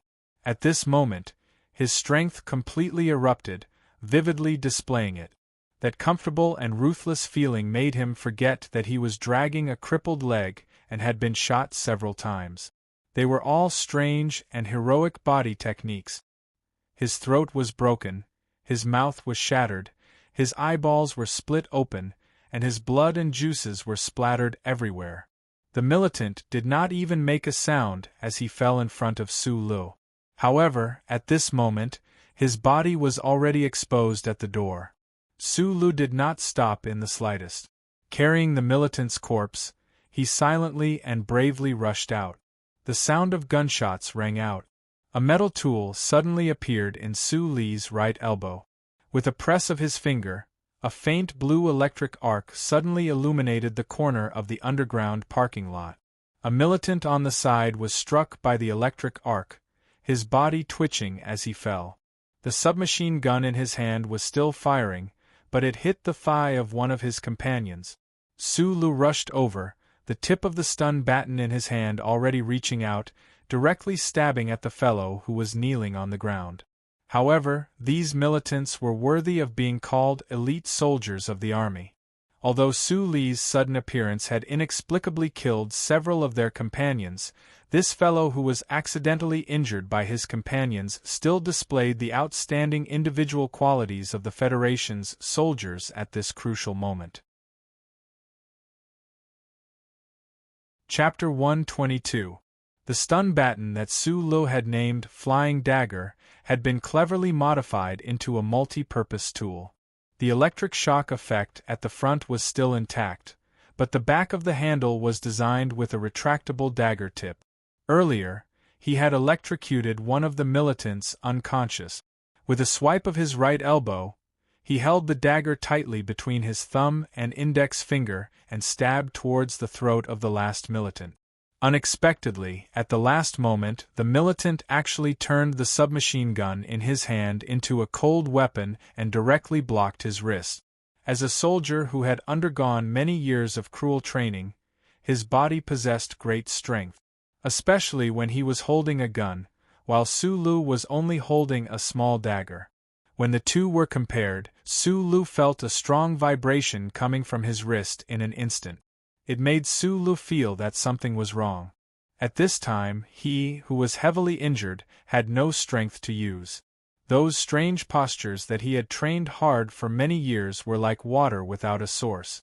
Also, he was burdened by his injury and could not use any strength. In the faint light, looking at the cold and bloodthirsty eyes of the person close by, Su Lu felt his whole body go cold. It was as if he was exposed to the wind and snow of Linhai province outside the stadium. At this critical moment, a strength of unknown origin once again emerged from behind his waist and quickly surged towards his upper body. It directly passed through a certain area behind his neck and transmitted to both of his arms. Su Lu did not have time to enjoy this dramatic change. With a muffled groan, he spat out a mouthful of blood. A burst of intense and bone-deep pain exploded at the back of his neck. The explosion caused his eyes to turn red and his pupils to constrict. His lips trembled incessantly. The skin exposed to the outside was painful, as if it was about to split open, and his brain felt as if there were countless needles piercing endlessly. Su Lu, who had been silent all this time, was used to being silent. Even when he thought that he was going to die, he would only curse softly or in his heart. Under this unbearable and immense pain, he finally cried out. Following this mournful howl, he placed his left hand on his right wrist and pushed forward along the pain. With a puff, in front of the heavy and incomparably sturdy mecha, Su Lu was just an ordinary person. No matter how strong his strength was, he could only make the mecha tremble slightly. Compared to ordinary people, he, who had been taught by Feng Yu for many years, was actually more like a machine than those soldiers who were made of iron. He was not a cold killing machine, but rather his body. The muscle fibers, nerve bundles, and even every cell in his body were constantly advancing in the direction of the first order of machines. In front of machines, no matter how strong a soldier was, how could they resist? The sharp tip of the dagger that protruded from the back of the handle easily pierced through like a thin piece of paper. In an instant, the militant's arm was shaken off, and the submachine gun was sent flying. Su Lu, in his state of incomparable pain, subconsciously stabbed for the last time, making that small dagger give birth to a feeling of crushing dry weeds and smashing rotten wood. Blood spurted out as the dagger easily and casually pierced the militant's throat. Su Li's whole body went limp. His eyes turned slightly black as he collapsed to the ground. At this time, he could not find the slightest bit of strength in his body. That intense pain was still constantly emitting waves from the back of his neck. 10,000 needles, 100 million needles pierced and pulled out from his brain, making him completely forget about his crippled leg and those gunshot wounds. In the moment before he fell to the ground, from the corner of his eyes, he saw with incomparable pain that the militant that he had electrocuted earlier was currently trying to get up from the ground. It seemed that the combat suits worn by these soldiers also had a certain degree of resistance to electric current. Sulu knew that he was about to faint and would not be able to wake up again.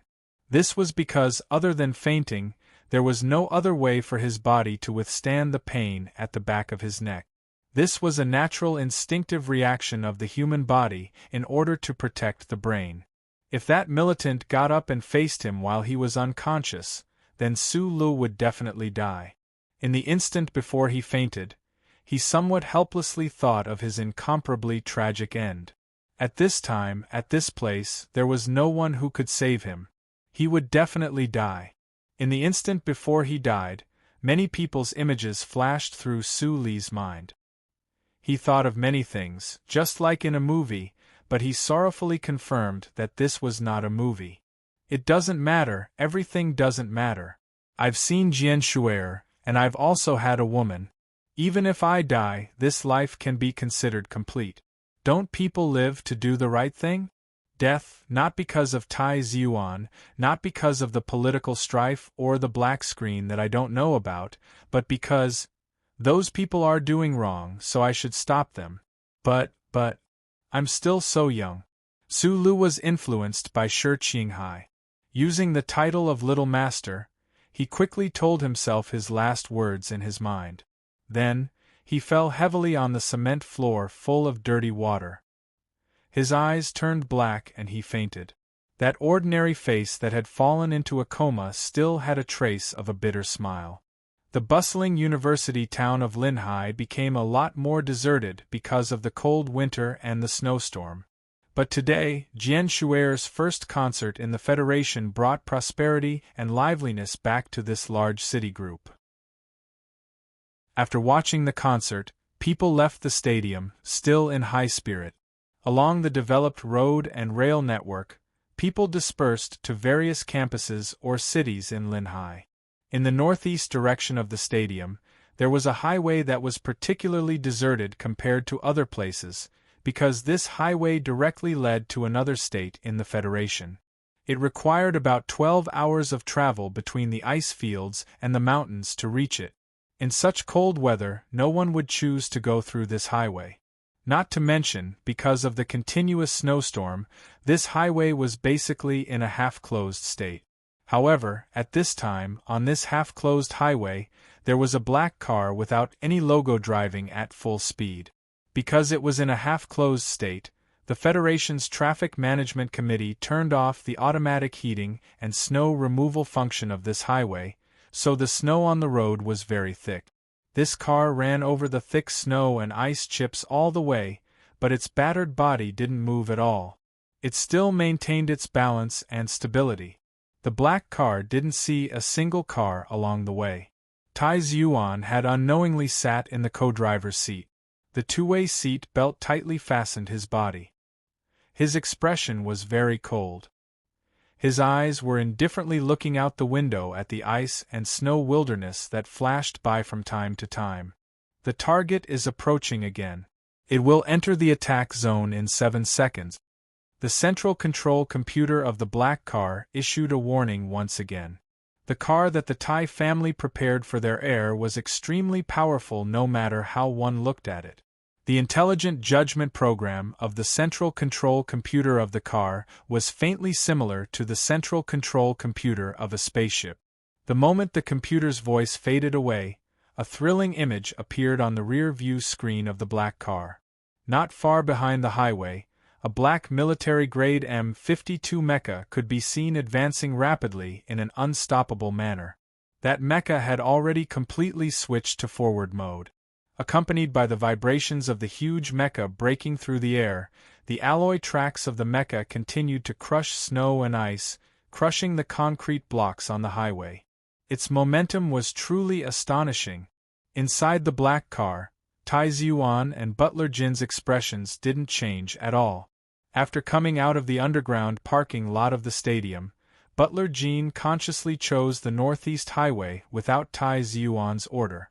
Although this might bring some convenience to the pursuit of the military mecha, at least it could ensure that the attack of the military mecha wouldn't cause too much panic among the Federation citizens. The scene of the black military mecha charging out of the stadium and chasing after the black car naturally fell into the eyes of some Federation citizens. However, as long as the war didn't happen in a densely populated area, it could always be covered up in the future. Once the heavy military mecha's horsepower was at full power, it could easily overtake tanks or armored vehicles on open plains. Even on a civilian highway, it wouldn't be hard to believe that it could catch up to the expensive sports cars of the Federation. However, the black car that the Tai family's security personnel used as a source of confidence was, of course, a specially made product. It shouldn't only be able to reach a speed of 100 kilometers per hour. Perhaps because the black car had been attacked too harshly in the underground parking lot, its power equipment had been damaged, so it couldn't reach its maximum speed. The black mecha had been chasing after the black car for 2 minutes now. The black car had entered a desolate area with few buildings. The black mecha behind them was getting closer and closer. Seeing that it was about to enter the attack range of the onboard weapons, Butler Jin's expression was still calm. He said softly, "It's not safe. Should we shake it off?" It seemed that it wasn't that the black car of the Tai family couldn't shake off the black mecha behind it, but that it had been holding back for some reason. No. Tai Ziyuan's eyes stared at the snow outside the window. His heart was even colder than the snow. His hand gripped the handrail of the car window tightly. His knuckles were slightly white. Just a moment ago, his heart suddenly trembled and ached. It was as if something had happened in the stadium that he didn't want to imagine. People from the military are involved in the assassination of civilians. This is equivalent to treason. Tai Ziyuan's pale face was expressionless. Under the light of the first charter, they are prepared to die at any time. They won't give up any information. If that's the case, don't give them a chance to escape to the Great Triangle. Let them all die, especially this mecha. Butler Jean was silent for a moment, then nodded. Right at this moment, a few strange chirps came from the horizon. It seemed that some kind of flying object was rapidly approaching. Moreover, it was flying at a low altitude. That was why the air was buzzing and the snow on both sides of the road was trembling. Butler Jin's eyes narrowed slightly. He said softly, "They're here." As he spoke, 7 black dots on the horizon at the end of the snowy road were rapidly approaching. They rapidly expanded in their field of vision, revealing their true identities. With a buzz, the snow on both sides of the road shattered. 7 of the most advanced fighter jets of the Federation flew at high speed in a low-altitude combat mode. They flew towards the black car and the valiant black M52 mecha behind it. Chapter 123. The black M52 mecha drove out of the stadium's underground parking lot at high speed and chased after the black car all the way to the snow-covered highway. The pilot who was piloting this mech had always maintained an absolute calm and a strong determination to complete the mission, but his mentality had already undergone some subtle changes. The pilot in the black mecha was called NATO. He was the model of the Federation's military, the most outstanding elite, and the winner of 4 Purple Star medals. The mecha under his control did not make any unnecessary movement. Every move was simple, clear, and deadly. 10 years ago, he had personally piloted the mecha and destroyed 14 Empire mechas on the grassland on a planet controlled by the Empire during the Federation Army's counterattack through the space portal. The black mecha he piloted appeared for the first time. Like a demon, it broke through the thick concrete wall and appeared abruptly from the concrete blocks and smoke. In just 1 second, it had eliminated all the Tai family's security personnel, except for the area around the black car. The black mech perfectly controlled the angle of its fan-shaped shooting, trying its best to maximize the lethality of each bullet. With his ability, he should not have given the opponent any chance to escape after lurking for an entire night and using a mecha to ambush a Federation citizen. However, there were 2 accidents during the assassination. These two accidents were out of his control and were not his responsibility. The first accident was the black car. NATO, the major in the Black Mecha, had never imagined that the Federation would have such a sturdy car. Although he knew very well who his target was and how powerful the family behind that young man was, it was still a black car, not a mecha. How was this possible? Even after using up the chain magazine of the M52, such terrifying firepower had only left behind those ugly deep metal craters on the car's body, and had not penetrated the car's body. It was because of the black car's terrifying defensive capabilities that Butler Jean had survived. It had also given Su Lu and Tai Zhuan, who had reacted quickly, a chance to survive. For Na Duo, the second surprise of the day was the young man in the West Woods uniform. This excellent pilot did not know why a soldier from the West Woods would suddenly appear beside his target, but he did not care about the non-target at first, until the other party valiantly and crazily kicked his mech's mechanical leg. The situation at that time was very much like a Federation proverb. On the highway, a poor insect is holding up its armored arm, trying to show off, trying to stop a speeding vehicle.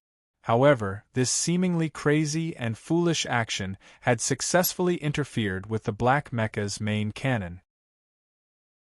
Na Duo did not understand why the mecha in his hands, which had always been incomparably stable, would suddenly tremble slightly in that instant. Regardless of whether it was the automatic balancer or his own manual control, neither of them could complete the final calibration. As a result, the first shot from Jia Gong's main cannon had actually deviated from its target. This was a strange thing that Na Duo had never encountered in his 20 years of military service. How much force did that young soldier from the West Woods need to be able to shake the multi-ton body of the M52? And how did the force of that kick interfere with the internal control system of the mecha? Even at this time, driving at high speed on the snowy road, Na Duo still felt that the M52 mecha, which had always been like his own body, seemed to have some sort of wave interference. This caused his control of the mecha to not be particularly smooth, so he kept following the black car but was unable to quickly close in. Most of the citizens of the Federation were materialists, especially the citizens of the 3 administrative planets of the capital ring. Na Duo felt that there was a small problem with his mecha, but he would never have guessed that the young soldier from the West Woods was still affecting it. His instincts told him that the black car of the Tai family in front of him was using some sort of interference device. It had been some time since the pursuit began in the underground parking lot. The black mecha seemed to be in a fierce pursuit, but it was always unable to reach the effective range of its attack. The mecha still had plenty of power, but it did not have much ammunition left. Na Duo treasured every shot he fired and did not want to waste it. Although the half of his face that was exposed outside of the black helmet was still cold and calm, a very bad feeling had begun to form in his heart. The confidence of this elite soldier of the Federation was slowly fading. He felt a trace of panic and a faint sense of despair. Although this pursuit happened on the deserted highway, it was still in the core area of the Federation, Area S1. The response of the powerful departments of the government would arrive soon. His mission today could only end in failure. Right at this time, thunder seemed to roar in the distant sky. Na Duo stared at the 7 light marks that appeared on the holographic screen in front of him. He confirmed that these were the fighter jets of the Federation. He confirmed that these 7 advanced fighter jets had flown at low altitude and avoided the surveillance radar equipment of the mecha that covered a radius of 20 kilometers. The internal warning of the mecha rang, reminding him that the fighter jets had locked onto his body and could be attacked at any time. These were the K-12 fighter jets that the Federation was most equipped with. They could carry a maximum of 9 air-to-ground missiles. 7 fighters meant that there would be 63 missiles. In just an instant, this number appeared in Na Duo's mind. However, at this time, he instead calmed down. Even if he failed today, it would not be the fault of the battle. Instead, it would be those strange accidents and fate that were interfering with his work. At this moment, the resolute lines of the soldier's face became as sharp as a knife. Countless movement commands were inputted into the touch-sensitive holographic screen. Meanwhile, the mecha, which had been maintaining full speed all this while, also began to rapidly change form amidst the loud electrical noise. The tracks on the bottom left their tracks, and the mechanical legs reached out once more, carving deep marks into the concrete ground. Amidst the whooshing sounds, more than 10 gray lines shot over at high speed from the horizon. These were the standard Oxtail air-to-ground missiles that the Federation fighter jets were equipped with. These missiles brushed past the edge of the black car in front, shooting towards the black mecha that was rapidly moving in a strange posture behind it. Right at this moment, the black mecha's mechanical legs abruptly stomped on the ground.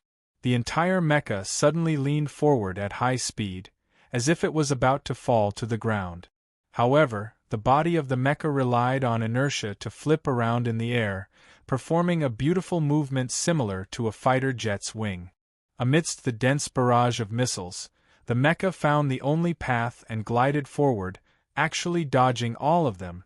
Those terrifying missiles brushed past the black mecha's massive body and struck the surface of the highway, exploding. Who knew how much snow and concrete were sent flying into the air, sending a cloud of dust into the air? However, one of the missiles had landed between the black car and the mecha. Although the mecha had successfully saved its life in that extremely dangerous moment, it could not avoid the missile that had exploded on the concrete ground in front of it. The missile exploded 20 meters in front of the mech. At the last moment, the black mecha still displayed its powerful combat power. Its power output instantly exceeded its peak value. Taking the risk of losing control of the mecha, Na Duo controlled the mecha to perform a jaw-dropping leap on the ground. It avoided the shockwave caused by the missile and flew directly into the sky. However, what was terrifying was that, after the missile exploded, it rose even faster than the smoke and dust. Amidst a series of strange and sharp whistling sounds, countless thread-like substances that contrasted with the snowy light suddenly burst out of the missile. The black M52 mech managed to avoid the shockwave and shrapnel from the front, but in the air, it was completely unable to avoid those strands of reflective substance that flew everywhere like catkins. Pust, pust, pust, pust, pust. Those fine lines seemed to have a magnetic force, quickly sticking to the smooth and firm surface of the black mech. Those were some dark-colored things that looked like graphite bundles. Electromagnetic beam bomb. Inside the mecha, Na Duo felt a chill in his heart and gave up all hope. The Federation's rescue department had actually, in such a short period of time, installed an electromagnetic beam bomb specifically designed to target mecha. He no longer had any hope of escaping. The sizzling sound of electricity rang out. Those dark-colored metal wires sticking to the surface of the black mecha began to flash violently with blue electric arcs. At this time, the M52 mecha was still gliding valiantly through the air due to inertia. In an instant, it was enveloped by the blue electric arcs, appearing extremely strange. The blue electric arcs disappeared instantly, but the M52 seemed to have lost all power. Its movements in the air abruptly froze, and like a puppet whose strings had been cut, it fell heavily to the ground. Then, it rolled forward stiffly, smashing a large crater in the concrete ground, leaving a perfectly straight trail behind it. After the missiles, the fighter jet finally arrived. Several muffled sounds rang out at almost the same time. The projectiles fired by the ground-to-air cannons plowed several deep trenches in the ground. Cement splattered everywhere, and smoke and dust flew all over the place, heading straight for the mecha that had already lost its ability to operate. Countless muffled sounds rang out from the surface of the black mecha at the same time. Those sturdy alloy armor of the mecha began to deform, begin to be penetrated, begin to be damaged. begin to become an existence akin to trash without the sound of sirens, the Special Forces team of the Federation's 1st Military Region approached the Black Mecca in the middle of the road in silence and vigilance. Behind them, the armored vehicles with full firepower reserves were ready. This Black Mecca's control system had been destroyed by the electromagnetic beam bomb of the fighter jet, and it had also been mercilessly raked by the ground-to-air cannons. The entire body of the Mecca had become extremely tattered, lying miserably on the road. It looked like it no longer had any combat ability. However, in the eyes of the Federation soldiers, Mecca were the most powerful and also the most unpredictable combat machines. They did not know whether or not any accidents would happen. The cabin door of the black M52 slowly opened. On the road below the Mecca, the soldiers raised the muzzles in their hand. The sound of metal clanging against metal rang out one after another behind the Mecca. Taking off his helmet, Na-Duo wiped away the blood at the corner of his mouth. He glanced coldly at the soldiers closing in on the Mecca.